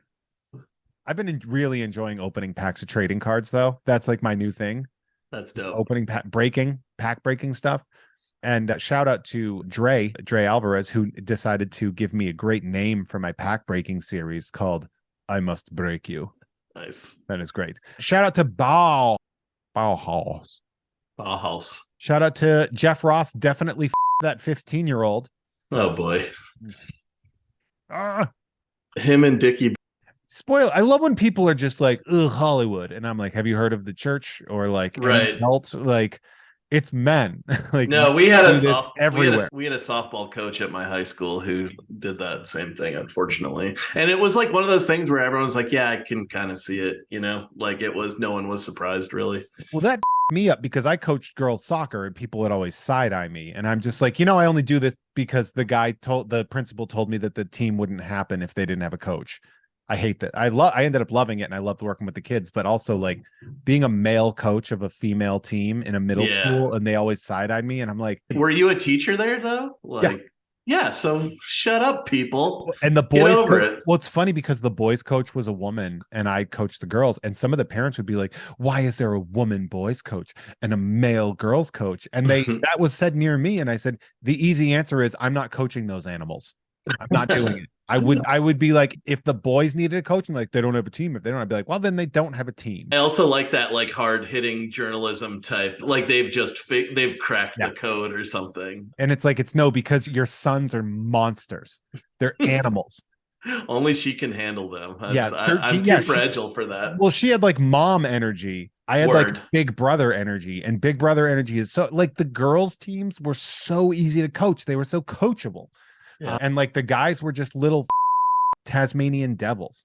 Yeah. They needed a guy like me to be the hustle award guy, that they could all unite around and make fun of. There were some great, it's funny too, because like now, most of these kids, like the last time I taught was 2012. So these kids, the youngest of my students are like 24 and 25 now. Wow. Some of them are like deep in their 30s. Wow. So it's weird. Like I'm friends with some of them out here. Like some of them I follow on Instagram and interact with them. There's this one that's like really fashionable and I'm just like, I kind of want to be like, can you dress me? Like not in the nasty way, but like, can you tell me how to dress? No. You seem to be very like a stylist. Like you don't want to get in that though, because that's like a box that you open, you can never shut it again. You're just going to be buying, like you're going to have to sell all those graphic novels if you get into fashion. I don't want to be into fashion. I want to be styled properly once. Sure. Immediately forget it. Yeah. And then just have rock that vibe forever. I have a friend who's a celebrity stylist, and he had a jeans intervention with me on a TV show I worked on because I used to wear really baggy jeans because I was very self-conscious about my lower half because I have big legs and a big ass. Yeah. And so finally he told me, I messaged him on Instagram. I'm like, what jeans do I wear for my body? And he was like, Levi's 502s. And like, that's what I wear. And it was just like the easiest thing for somebody to just know what to wear that I never would have known. Yeah. I wear all black all the time. That's my like, I know it's like so lame, but that's like such an easy hack. Like people think you're kind of cool and you never have to think about it. So Yeah, I could see that. yeah. Shout out to Koi Fam Art and Mentoring. Shout out to Koi sticking around with it. Shout out to Noland Void, Ricky Cilantro, Big Booty Boy 42069. Shout out to Alex from Maine. Jumping rope still a sport. Jeff not liking it still a fact. Currently, I agree because my knee is. Shout out to Bodacious Big Bad Bouncing Bollock Bonanza, Jennifer Fenderlander at AV Foundry, Patrick Dorr, Bard Fardigan. Steven's looking for a new job. Everybody hire Steven. Shout out to Huey. Drea, I'm going to update yours because you're promoting the last episode of Nerd. So on this episode, I'm going to say, check out the current episode of Nerd with Dre and Jeff featuring the Star Wars customizable card game. Yeah, we're in card games. We're in our card game season. So, when you say customizable, what does that mean? The Star Wars customizable card game was the name of the Star Wars card game that existed from 1995 to 2001. I remember that game, but what was when they just I guess you like, customize your deck? Yeah. Got it. Yeah. Okay. Yeah, which the other ones called themselves like collectible card games. Right. Like I think Magic the Gathering is the biggest example of that. So Rudy, Daft Punk as an anime, Rueda, Jeff hates competitive fun, Goji, Feliz Años Nuevo, you goofy. All right, it's been 3 months, bro. The new year is over, you goofy. Yeah. Molotovsky advises everyone to calm the down and enjoy the menu. Gerard, Boston Market saved my Thanksgiving. Ruane, Farty Marty had a good run, but can't maintain this level of quality forever. Sorry, chump. Kelly says, eat the rich. They're hoarding all the blue check marks. Shout out to the guy who played JJ in Barry Gordy's The Last Dragon. I have seen so much The Last Dragon merch recently. It's been a bit much. What? Why? Where? Everywhere. At the farmer's market yesterday, I saw a guy in a show enough. That's the difference between an LA farmer's market and a Wisconsin farmer's market right there. I will tell you that. You will not see any Last Dragon merch for sale. No, you will see asparagus and the one here. They didn't sell it. A guy was wearing it. Oh, got it. No, they didn't go well, to the also you wouldn't market. Also you wouldn't see that in Eau Claire, I don't think. You'd probably, I don't know. It'd just be Austin 316 shirts and I'm in. Just that. Hell yeah. Like, okay. Everyone in an Austin 316 shirt. They make you put it on before you can actually go in the pavilion. Yeah. So yeah, it's like the masks of Eau Claire. Yeah. Shout out to Lisa Harden, also my co-producer on Mint on Card, Jessica Robertson, Silius Ruby, the Digital Phil, the Ghost of Dave Thomas, the Great Radvertising Scam, a Jeff May joint. It's coming. Also, I found out there's an Instagram account called Radvertising, and that's gonna f up my name of my show, but whatever. They do like parody. It's fine. Shout out to Aaron Meyer. Shout out to It Was Me, Jeff. I've been giving you $10 a month since the beginning so you could afford more gas station Pop-Tarts, keeping you sluggish. Just slow enough for me to steal Christmas. Is that in reference to that Flash? Yes. Yeah, okay. Word. It was me, Barry. It was me, Barry. But also, yeah, gas station Pop-Tarts are my sweet travel treat of choice. So that what's your road trip treats? You stop at a gas station, an American Explosion or whatever it's called, and you're about to go on a road trip. You get one sweet, one savory. What are your snacks? Okay. I mean, definitely I'm going peanut butter M&Ms. That's your sweet. That's a great choice. Yep. Yep. I'm a big fan. Savory combos. I'm going to go pepperoni combos. The cracker or pretzel? Pretzel. My man. Yeah. That's mine. Pizzeria pretzel combos. So, that's my savory, and my sweet are gas station Pop-Tarts. Cherry if they got them. Ooh, yeah. Cherry if they got them. Brown sugar and cinnamon if they don't. That's kind of like the unspoken thing with Pop-Tarts is you really don't have to put them in the toaster oven at all. They're real good. Not. And also, like, I prefer the gas station Pop-Tart, in the blue wrapper. Oh, yeah. As opposed to like silver. What's the difference to you? It feels like a trip. I guess. Okay. Like Okay. it's like the flavor of the experience, maybe. I don't know. Shout out to Cronenberger, Meisterburger, 3 Jacob Trembleys in a trench coat sneaking into an R-rated movie.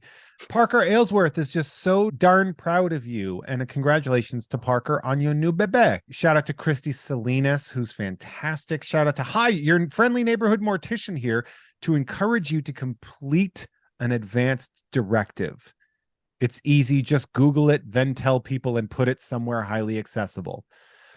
All right, what's an advanced directive? Yeah, what is that? It sounds like the Borg or something. Yeah. Oh, it's a fast and simple living will, it seems.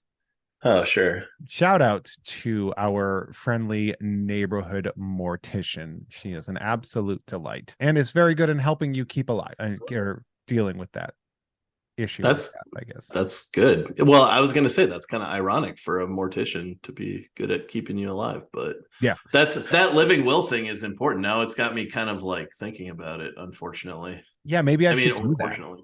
I've had to have that talk with my mom about her will and her estate and be. Are you the executor of? Not, which is the thing that I don't like airing too much family about. Word. Don't. But here's what I will say. Here's what I will say. I told my mom, I don't want to be the executor of your will, but you and I both know that I absolutely have to be the executor of your estate for reasons notwithstanding that me being like, if you want everything to fall apart, then leave it empty. But see, that's really funny because I have 3 siblings and I am the executor of my mom's will, but definitely the least qualified of the 4 of us to be doing it. I'm just like the old one. So I'm probably the, I'm the younger sibling of the situation. It's just I'm fair to a painful degree. I like stick to my word pretty handily, and I make sure that everything is done right. Like I have a very moral view of right and wrong in certain circumstances. I'm not going to say that's the case for everyone in my family. Yeah. And so like, you'll get. And I'll say definitely not the case for me at all. I'm like, whatever I want, I'm probably going to take. I think rip it off. Just take it. What are they going to do? I did. I had to like sit down and tell my mom, I'm like, you know why I have to. I don't need to say it out loud, but you need to do this. And she's like, well, your stepfather's still alive. I'm like, that's not the point. Like, the point is you are in your 60s now. You need to start thinking about this, please. So yes, I agree. And thank you to our friendly neighborhood mortician. You're the best. Yes. You're the best around. Nothing's going to ever keep you down. Shout out to follow at the Pajamarai on Instagram. But more importantly, don't stop giving Jeff $10 a month just because he's not going to read our names anymore. He's a swell guy who gives us chuckles, so we should give him dollary dues. Yeah, I mean, if you guys want to keep giving me that, it's fine. I'm probably going to take a hit. I'm readjusting next month. I'm readjusting my. I saw this, yeah. And the big thing about that too is like I'm probably going to lose money, but I think it's going to be better long run for quality stuff.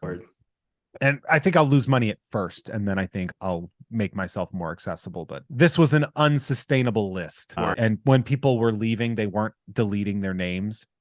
So they were just like abandoning their car on the side of the road, and I had to clean it up basically. And it's not like I get why people left. It's a lot of it. It's like, financial situations change, or they think I'm a piece of shit. Either way. But anyway, so Dan Adamski, world's humblest man, Mindfreak555 says Cop City and the Stone Mountain mural.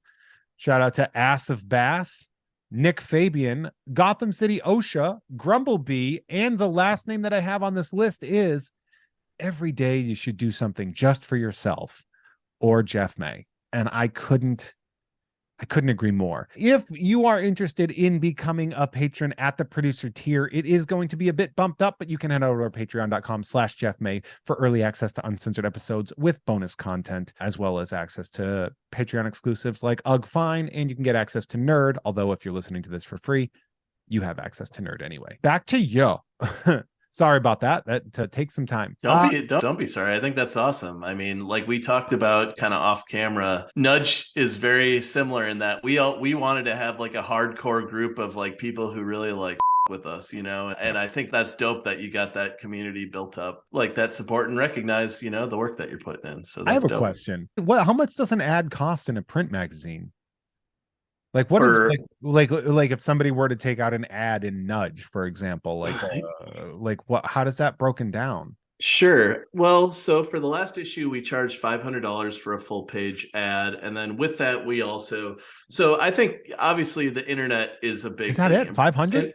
And print is dying. Well, that might, I said last issue because that might be being bumped up for this next Is one. it? Because I'm like, I'll buy an ad. Well, I mean, you get the homie rate no matter what. But with that, we also were giving like 2 sponsored posts away. So we have a pretty nice sized email list, that kind of stuff. I felt like there was better value in tying.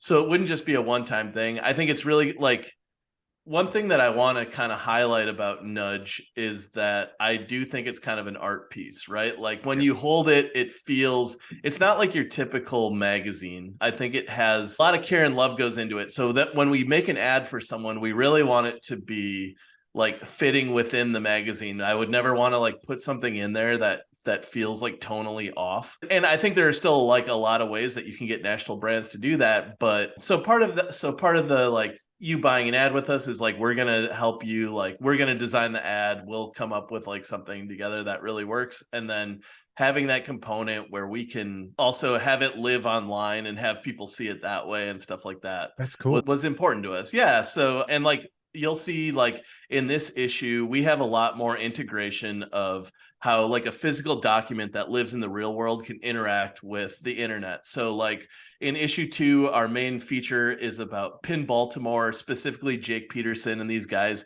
who take old games from the 80s and they take out the boards, and there's this new like open source operating system that they can use to reprogram the rules, put new music, like modern super cool music in it, all that stuff. And so within that article we have QR code, and it'll just take you right to a playlist that has like every song that's in this pinball table, or like on the back cover, there's just a picture of a lady in one of our t-shirts, and you scan that and it takes you to the t-shirt. So we're experimenting a lot with how we can like integrate real world stuff into online stuff. It's cool. Yeah. And you have like how are like let's, for example, like the clicks on that t-shirt thing, right? Mhm. The t-shirt's really cool, the drawings of the pinball machines. Yeah, thank you. It's a really good one. I think you and I talked about it where I was like, you should do different colorways for it, and you were like, no. And I was like, fine. No, okay. We will. I think I am such a control freak, Jeff, that I need to see it and understand it before I say yes to it, which I know will be a bottleneck in the future, but also I think it's the only way that me and Brian can really control the quality, because it's black and white, right? Which is what the shirt you have is, right? It's black with a white design. Yeah, and there's a yellow nudge in the like little corner of it, basically. Because I was wondering why you haven't done yellow shirt with the black design, because that's the color scheme of the magazine, right? It is, yeah. I mean, well, black, white, and yellow are kind of that's our colorway. But yeah, I think the reason we haven't done a yellow shirt is simply that I haven't found a yellow shirt that I really dig the color and think it would look awesome. That's like fair. When I find one, we will.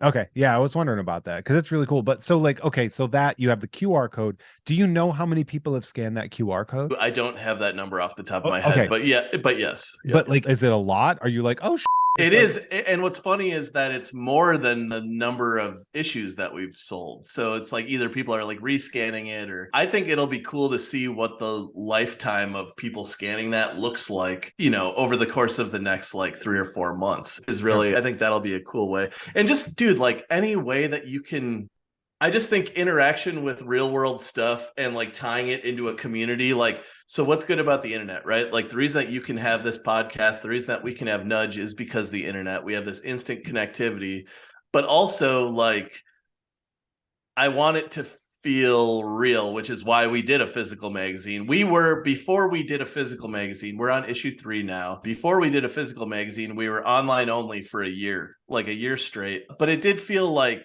I don't know, like there's something special about having the thing. It feels like, I mean, you're a comic guy. You get it. You have to trust me on this one. I do understand having an analog copy of something that you love to do. It's great. Yeah. But I didn't want to lose that interaction. So for us, a lot of that is about experimenting with how we can get people like, so when the first 100 people who subscribed to Nudge were part of this thing called the Nudge 100. And with it, they got these cards that would like say, your agent number. It would be like, 03 and whatever. And then there was a phone number on it, and you kind of had to like decipher the code. But once you got the code, it literally just went right to my cell phone.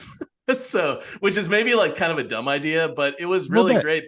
Yeah, but I didn't really care because I was like, oh, these people really with Nudge already. Like, if they're in the Nudge 100, like I feel fine with giving them. How many subscribers do you have? We have 468, I think, right now. So I don't subscribe. I buy the buy the copies. I don't mind doing that. I like putting money into small businesses' hands. 100%. And I love that. I'm really happy. Like Revenge of, so we have distribution at a couple different places. Revenge of was literally the first place to be like, we really like what you're doing. We understand they're really nice people. Yeah. And they just care about cool, like they care about cool art. Like when you look at their place, you're like, these guys like. Yeah. Well, they had a pop-up for my favorite artist, a Wizard of Barge. They had a pop-up, and like, cause he loves the place too. And I was like, oh, yeah. And then I got there and realized I was like, oh man, I look like my kids. I look like I'm bringing my kids here. Like I had no throat tattoos or like no gauges in my ears. And you weren't hardcore enough. Yeah. I did feel, I'm like, oh man, am I ruining this guy's brand by wearing his clothes? I don't think so, Jeff. You're a tall, good looking guy. You're pretty funny. But I am of my age where like everybody's a lot cooler and more punk rock. And then I have real like dad energy how I'm showing up. I always want to push against that, man. I don't know. I know you said it's not negative self-talk, but I'm just saying like you belong, so you got to work on that energy. So. Okay. So 400 copies every month go out pre-sold. And then you have, I'm guessing it's not a small run of the magazine. What's the run? For this last issue, it was like 1,400, 1,500. So what was the first issue? 1,000. Okay, so we're going up a little bit every time, and we actually reprinted. So our first issue was totally sold out, which was awesome. I have one. We did. Yeah, you do have one. And like those, hold on to that one because that's like the best, nicest one. We did reprint 100 issues of issue 1 that we're selling right now as part of like a 2-pack. So like if anyone's hearing this right now and they're like interested in Nudge, the only way you can get issue 1 right now, I'm pretty sure it's even sold out at distributors, is if you just go check out the Nudge 2-pack right on our website, nudgepinball.com. But you'll get issue 1, issue 2, and then some like kind of fun extra stuff there. So yeah, but it's all been a learning experience for me because I was familiar with like doing content for stuff. I've written for magazines for like 10 years. I have a background in writing, but I didn't have the business end of it. I never wanted to be a publisher, I just kind of fell into that. So the first one was like, I don't know, like 1,000 seems like a good number, and did it that way. And we're just kind of like incrementally going up because this is like totally like a self-funded, self-started thing. I didn't take out a business loan. I didn't do any of that. Paid for this just out of pocket? Yeah. Yep. So I think the first printing was like, how much was it? Probably like $6,000, $7,000. But yeah, it was just like my money that I put in. And yeah, people aren't selling them on eBay. People are holding on. Yeah. I looked them up on eBay, and people are just holding on to these things.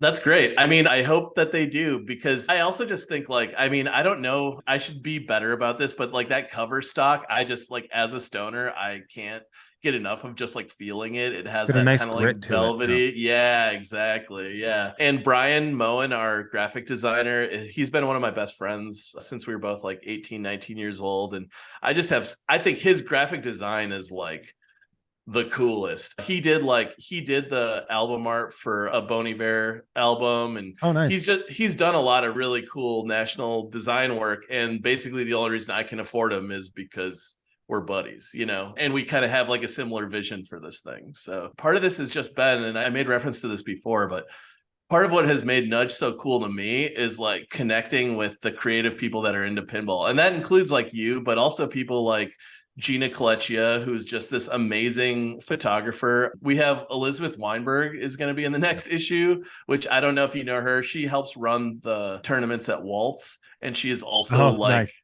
And she's also a photographer for like Vogue and the New York Times, and we're running her photos like in Nudge. Like, that is wild to me that she wanted to do that. But yeah, I just think there's something that's kind of like inspiring about pinball, like with creative people, that I've just gotten like, this magazine is better than it has any right to be. And it's not because of me, it's because that we got like all awesome people to do every step of the way. I think about ideas for articles all the time.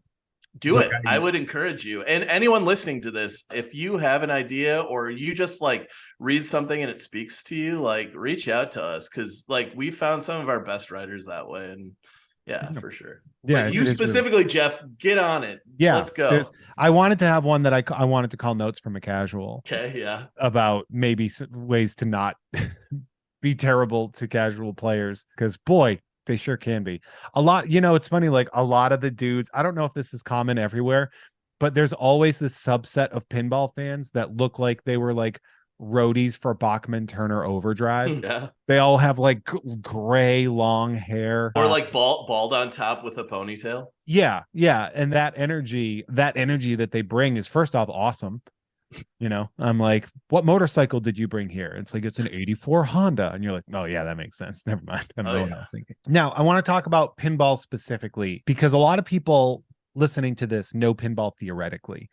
They know it exists. They've seen it at a bowling alley. If you were to make suggestions of readily available tables now for somebody to get into pinball, like what would you say that most places are going to have? I think Godzilla.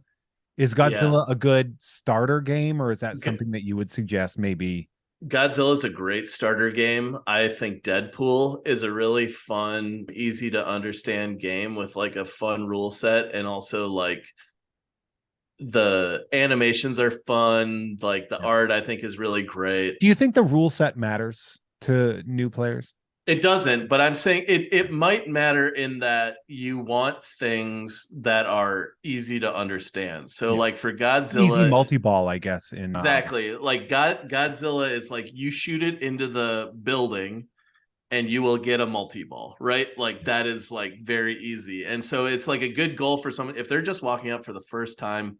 They're not going to be like, oh, I'm going to shoot this ramp and shoot this ramp and then shoot this scoop and it starts this thing. Like, it's easier to just have like one thing that is quite clear. And I think both Deadpool and Godzilla work for that. But I think like, and this is the answer that no one really wants to hear, but I would say like pick the theme that speaks to you and just put some games in it. Like, I love the new Star Wars game. I love Stern Star Wars, and I am in the minority on that. Yeah, I like it a lot.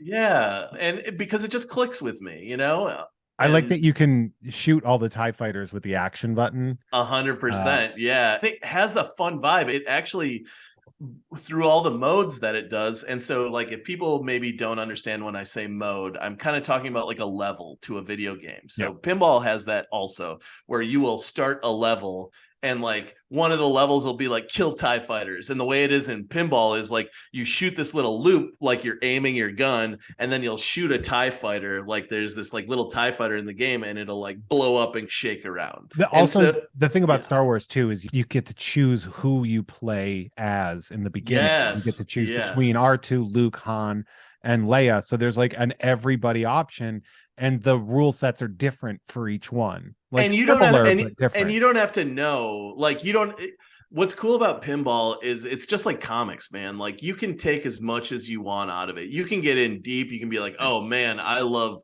the inker on this. And like, I'm going to look up everything that they've done on, what is their art. You can do the exact same thing in pinball, or you know what? Just walk up and be like, hey, I love The Mandalorian. Let's see what this is like. And you'll just get that truck nuts multi-ball, which is what I call it when you hit it up in a loop. And it has the like little truck nuts that are there. That you hit the Razor crests that hang there and you tap it and get it up there. Yeah. It took me forever to figure out the skill shot of or that you have to hold the action button down to like use the flamethrower.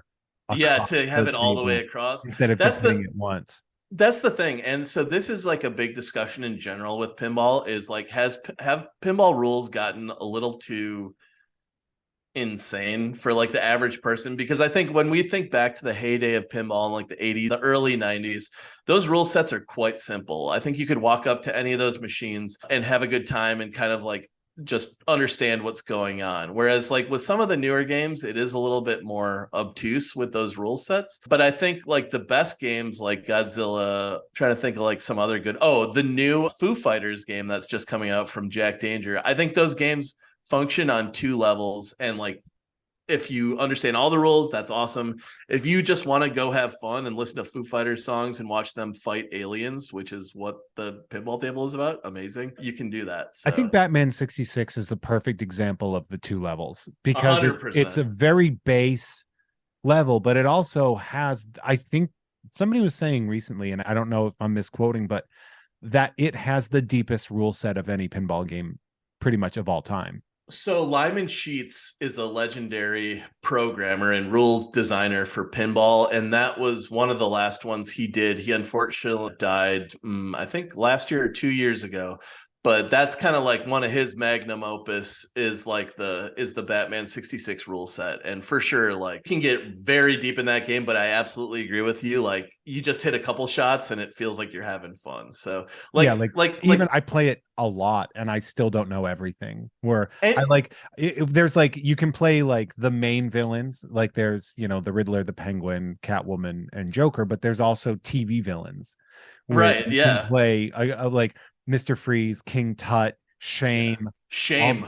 And Shame is the one I always go to because it's a quick multi-ball and that's really fun.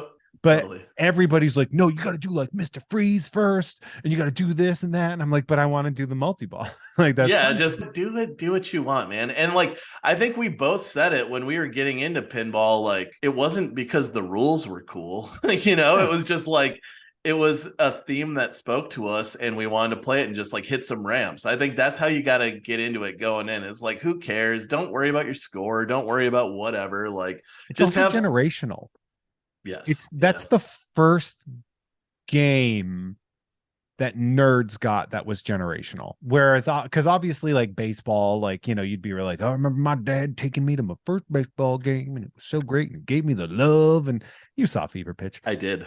But boy, did I. The other part of that, like, because video games was really our generation and maybe the half generation before that was playing, and I wouldn't even say Pong, but like Atari that's in there. And that they're like, oh, I played Atari as a kid. Pinball has been around for a lot longer. And I would say our dads have played pinball. I would go out on a limb and say our dads played pinball. This is total anecdotal evidence, but I do think in general, pinball is more accessible than video games, both for like older people and also, and this is 100% anecdotal. It's been a lot easier to get women into pinball for me than like video gaming if they're not into it, because for a lot of the reasons that we've already talked about. Yeah, that's like I said, my first date.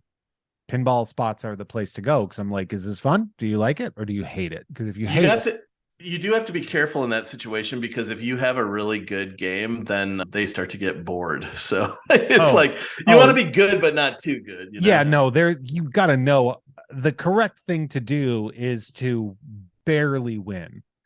Oh, there you go. That's like smart. that's the thing. Same thing with like, I think table hockey. If you're playing table hockey, the thing is to win 7-6.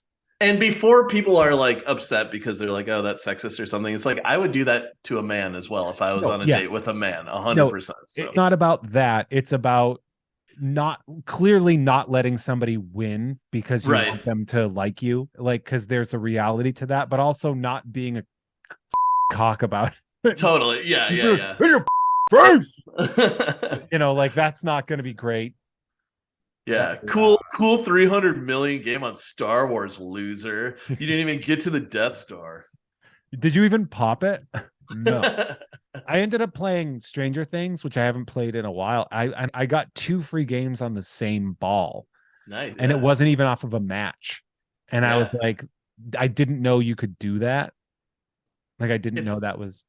That's another thing that, maybe people who aren't familiar with pinball. So once you beat a certain high score in a pinball game, they will give you free games as like a reward to keep playing. And so like a lot of times when you're just starting out too, that's like a really fun carrot to kind of to kind of shoot for. So yeah, two and one is great though. So you got the special and you got the point scoring. So Yeah.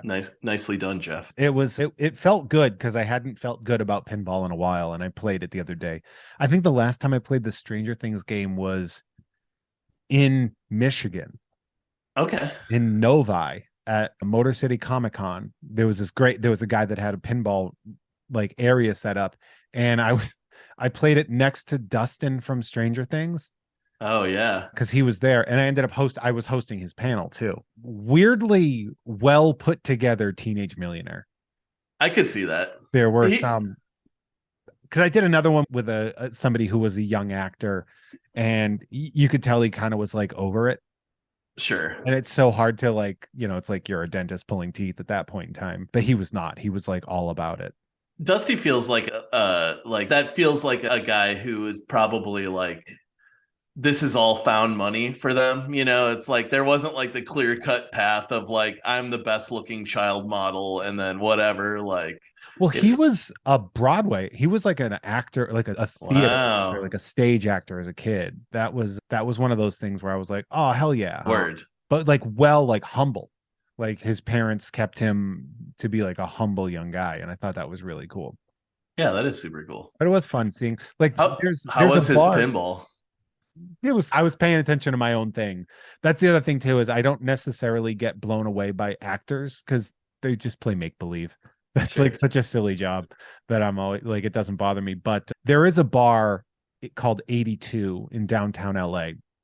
They have a league there. It's a bit of a way to get out of there. My friend Corey runs it. She's fantastic. But I went there, and like you would see like Tony Hawk playing, or like Jason Mantzoukas on Donkey Kong or something. Like it was such like a unique place to be playing these games where you're like, oh, it's Tony Hawk. All right.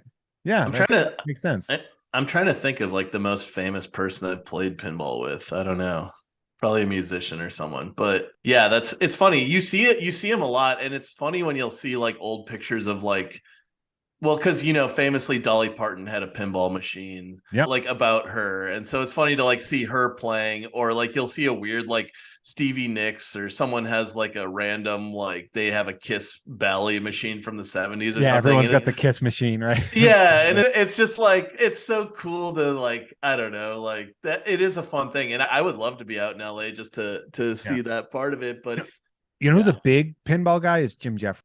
Okay, I think I actually knew that. We actually, and I don't want to totally like out them as a fan, but Rich Sommer from Mad Men is one of the original Nudge subscribers. Actually, was in the top 100. He played Harry Crane on Mad Men. I ran into him at a local eatery. He's out in, I'm guessing he's in the Burbank area, because I ran into him in Burbank. Super cool guy, and like Mad Men is one of my all-time favorite shows. Like I'm kind of like you, I don't really care that much. Just from like being in band and stuff, you kind of meet people, and it starts to be like, I honestly, for me, the biggest thing was when Bon Iver was blown up. Like I grew up with Justin, and it was funny when he started like outselling like Elliott Smith and Sufjan Stevens and all these people that we like loved, and we're like, what the hell? Like, yeah, I see that. So that kind of like jaded me, or not jaded me, but just like anesthetized me to like being impressed by stuff. But it was still really cool when I was like, Rich Sommer. Like, I feel like I want Rich Sommer to play, like when they do the Nudge biopic, like he should play me. I think that would be like a quite good fit. That would be great. Yeah. I remember I Uber drove, I forget the guy, the bearded guy. He was an artist on the team in Mad Men. Oh, yeah, who was like kind of had a thing with Peggy. Yeah, that guy? yeah. That guy rules. Dude, that guy as a person, like he was like telling me, like he was like, yeah, I was done. I figured I was done, and then Mad Men saved my life. And he was like, he was really like, because that was, when I was Uber driving, I was edging homelessness. Totally. Like I was the Lyft driver in the Bay Area for a long time. I guess so. And he was like, he kept pushing. He's like, just don't stop. He's like, don't give up, because you don't know when it's going to happen, and your plans don't mean dick. And he tipped me high and went on his way.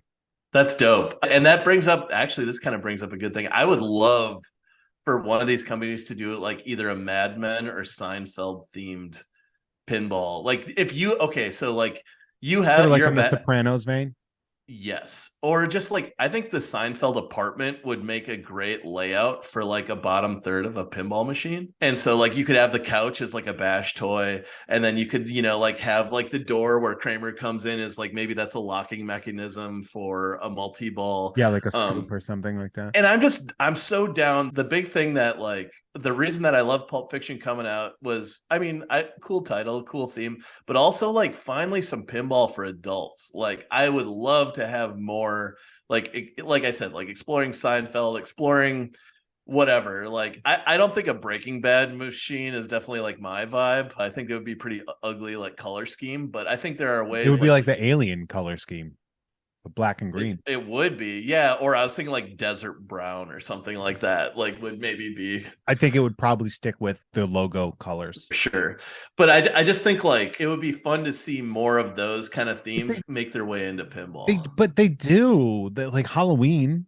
This is all pretty recent in terms of like those kind of themes. Usually it's No, but I'm going to disagree because we had Playboy, for God's sake. Like there was a Playboy one back okay, in the well, day, you're or talking like about if we want to do historically, like back yeah, in the 80s, yes. But I'm saying, like, of the companies that are releasing games now, yeah. Stern and Jersey Jack being the two major players. Stern's games are usually, if they're for adults, it's going to be something like Star Wars or Mandalorian, or even Deadpool, where They're for there's like man a, children. They're for yeah, this or kids, adult specifically. Yeah. or kids like them too, Yeah. like they're Because kind there of was like a Mad Men one that I would assume was the last R-rated pinball there, machine. there isn't one. I wish there was. I That's what mean, I'm not Mad saying. Men. I'm so sorry. I screwed that up. The Sopranos. Yeah, Sopranos. Yeah. Well, and so now like this year is finally the year where we're getting some more like adult themes. So like this is something that's crazy and your reader or your listeners would have like no idea about this, but in 2023,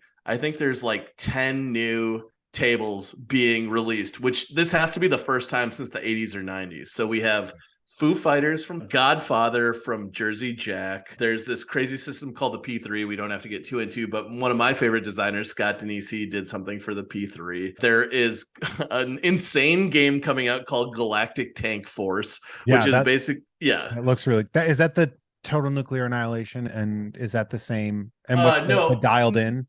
Nope, that's well, yeah. So the guy who designed that is Dennis Nordman, who's most famous for like Whitewater, and he did a lot of Love games. Whitewater, dude.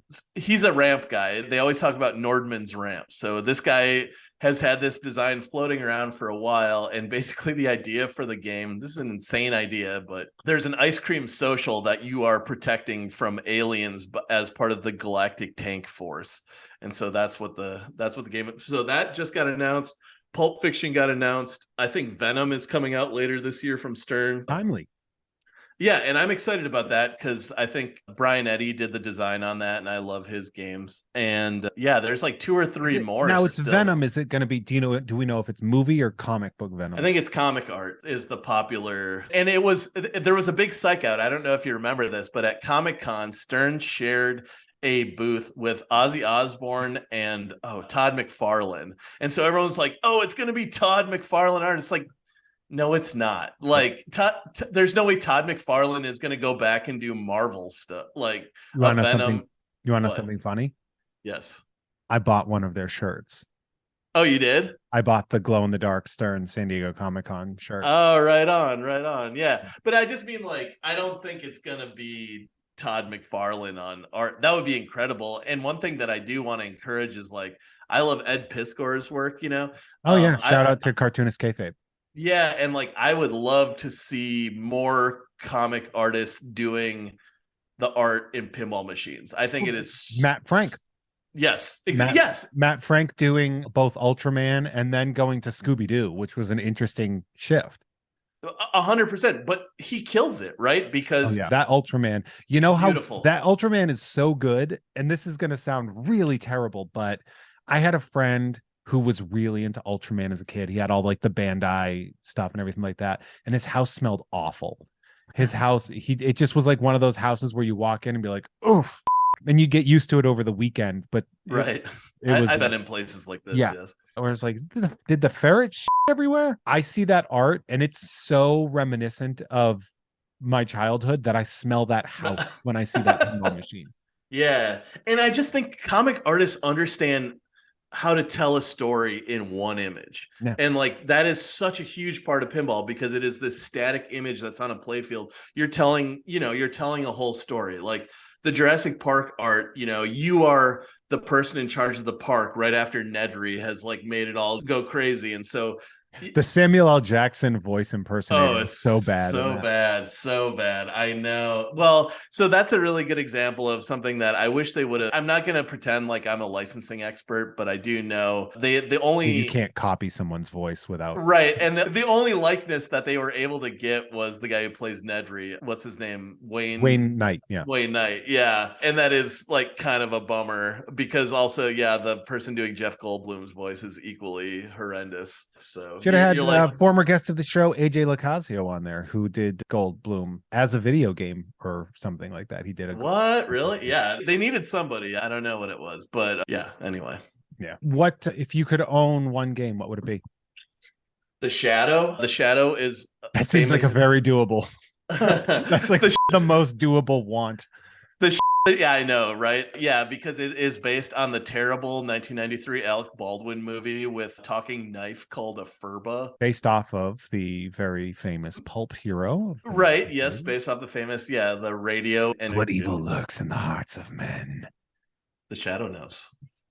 That's how you have to deliver that last part. But yeah, I think that one for me, because I mentioned that I love Brian Eddy. Brian Eddy designed that game when he was 26 years old. It is like super inventive. It has an amazing Art Deco style playfield, which I just think is so classy looking and beautiful. And you know what? I don't mind looking at Alec Baldwin's like insane psychopath eyes just like bearing down at me from the back glass. I'll deal with it. So that is one for me. That is, I want to own that one at some point. So. That's so doable. Yeah, I think it is. Yeah, that's legit. That would be like being like Addams Family. It's like, oh, do they have enough? We have an ad in Nudge One where it says we have no morals or like scruples. We don't care if you're Halliburton, Monsanto. If you give us a Shadow pinball machine, we'll give you free ads for life. So just throwing that out there too. If any of your listeners want free ads for life, we don't care what you're selling. I'm like, how much is a machine? I'll buy that. Well, it's probably right now it'd be like $4,500 to $5,000. So it's it's 10 issues worth of advertising minimum. At least, yeah. Let's keep it rolling. Maybe 50 issues. So, okay, what do you consider to be the most disappointing use of an IP? And I'm gonna pull Halloween out of it because we already said that. What's an IP where the game did not match what you were hoping for? Okay, I'm gonna give you two answers here because I'll give you the one where it's kind of the popular wisdom where people feel like it didn't work out, which is Star Wars. A lot of people don't think that they really did that theme justice because it is Star Wars is such a grandiose, epic, thing, and that game plays so fast and so hard that the playfield's kind of weird, right? The playfield's like totally blue. I really like the comic edition. Disagree with them. I agree. So I agree with you. So, but for me personally, I guess probably I'm trying to think like who I'm most like disappointed by. I have two. All right. It's Lethal Weapon 3. No, I don't know. Actually, no, I have three now that I think about it, but one of them is so old that I'm like, whatever. RoboCop, I think. That's hard. RoboCop table it's not great, and I wish they would make a new one. Yeah. But of the more recent ones, I think the Rick and Morty table, although I'm pulling away from Rick and Morty for obvious reasons. Right. Yeah. But that table I find very frustrating. I know there's some people that love it. I think they're insane, but okay. There are some manufacturing issues that were involved with that table. So I'm just going to defend Scott Denisi as a game designer's honor right now and say, I think he designed an excellent, amazing game. And I think maybe the execution of that game by Spooky as a manufacturer was not what people wanted it to be. But anyway, moving forward. So there is that one where I find that to be just a bit of a bummer. And then I had the other one and then I lost it. But you were thinking of yours. Let me revisit my own brain. Sure. Well, like for me, it's easier for me to think of ones that are like, did it surprisingly well? Yeah. So like, what are those ones then? Because that was my next question. Foo Fighters is 100% one where it's like, I did not give a crap when that was announced. How I was with Rush, by the way. Word. When it came out. Yeah, well, just for me, it's like I'm not a huge Foo Fighters guy. It did feel like a little bit like, oh, we're gonna throw a bone to younger people by not doing a band that's like a bajillion years old, but it still is like old enough that it Yeah, doesn't that's feel dad that rock current. still. Yeah. But what I'll say is Jack Danger, like his background in animation was such a smart pairing with this game. So he's the designer, and his conceit for the game is this is based around a lost Saturday morning cartoon that starred the Foo Fighters. Oh, that has And kind of Aerosmith table energy to it. but the animations are so much better. And like it tells this story, and you're like on tour with the Foo Fighters as this alien invasion is happening. So you're kind of like liberating people's minds with your rock while you're on tour. And like the art for that is like the cabinet art is like action figures of them. And like, I assume they haven't announced what the topper is going to be. For people who don't know, toppers are the things that are on top of pinball machines that integrate with them. I'm guessing it's going to be some kind of like TV or something like that, like even really pushes the Saturday morning cartoon vibe. So like that for me, when I saw the game in comparison to when it was announced, was like, that is awesome. Nice. I am realizing now that we have been going for way longer than I know. thought we I'm were gonna sorry, go for. man. I got a That's motor my mouth. bad. But so that being said, real quick, I'm gonna let you go because Jesus, I kept you for 2 hours, and we still got to do bonus content. So if you're a patron, head on over for that bonus content we have afterwards. But so Ian, obviously the plug is going to be for Nudge, right? Obviously. So tell people like how to get a subscription, how to get access to Nudge. Sure. To get a subscription to Nudge, go to nudgepinball.com and it'll be the first thing that you see. And if you don't want to pay for a physical magazine, that is okay. Just sign up for our email list. You will get free articles every week. We have super fun content that just like comes straight to your inbox. That is just as valuable to me. Honestly, I mean, obviously I want you to buy those magazines, but I would say just go to nudgepinball.com or follow us, Nudge Magazine, one word, on Instagram. That is where you'll also see a lot of our content. Also, So, thank you for changing your ad. it. I appreciate you changing. I did change my ad on Twitter. That you were the impetus that started that change, and I will give you full credit for that, Jeff. Thank you. I was like, dude, just do that. Like, make it, because you were like, kind of like the old band name, and I'm like, okay, but that's not what you're doing right now. I told you, man. I'm not like I was never like in this to be a businessman. I had to like. I'm figuring this stuff out on the fly. So. Look, man, my handle is at Hey There Jeffro. It's not like I'm any better. That's true. Yeah, do as I say, not as I do. Definitely check out Nudge Magazine. Look for it in the wild. If you know of places, if you're in the Los Angeles area, you can head on over to Revenge of Pinball, Comics and Pinball, so you can grab that as well. If you are listening to this for free, thank you. I appreciate the shit out of you. If you're listening to this on Patreon, thank you more. I like you more than those other people. But you can be one of those people by heading on over to patreon.com/Jeff May for early access to uncensored episodes with bonus content. And spoiler alert, as of April, I am updating it where we have lots of cool new tiers on the Patreon, including one where you can take part sort of in the pack breaking videos that I'm going to be doing. You can get from them. I'm going to be doing a lot more interaction with mailing stuff out. There's going to be more, plus the producer tier is available. You can hear me on other podcasts like Unpopular Opinion and You Don't Even Like Sports, a sports podcast for people that hate sports, both on the Unpopular Opinion Network and, of course, Tom and Jeff Watch Batman on Gamefully Unemployed. If you want to see me live, I do comedy at Blast from the Past on Magnolia in Burbank the second Friday of every month, which means our next one is going to be what? April 12th, April 14th? We don't even know. It's the 14th. And again, you want to see comedy in a toy store that's technically free? Come on down. Ian, we're going to say goodbye to the freebie listeners. So say goodbye. See you, freebies. Bye, you freeloading sons of bitch.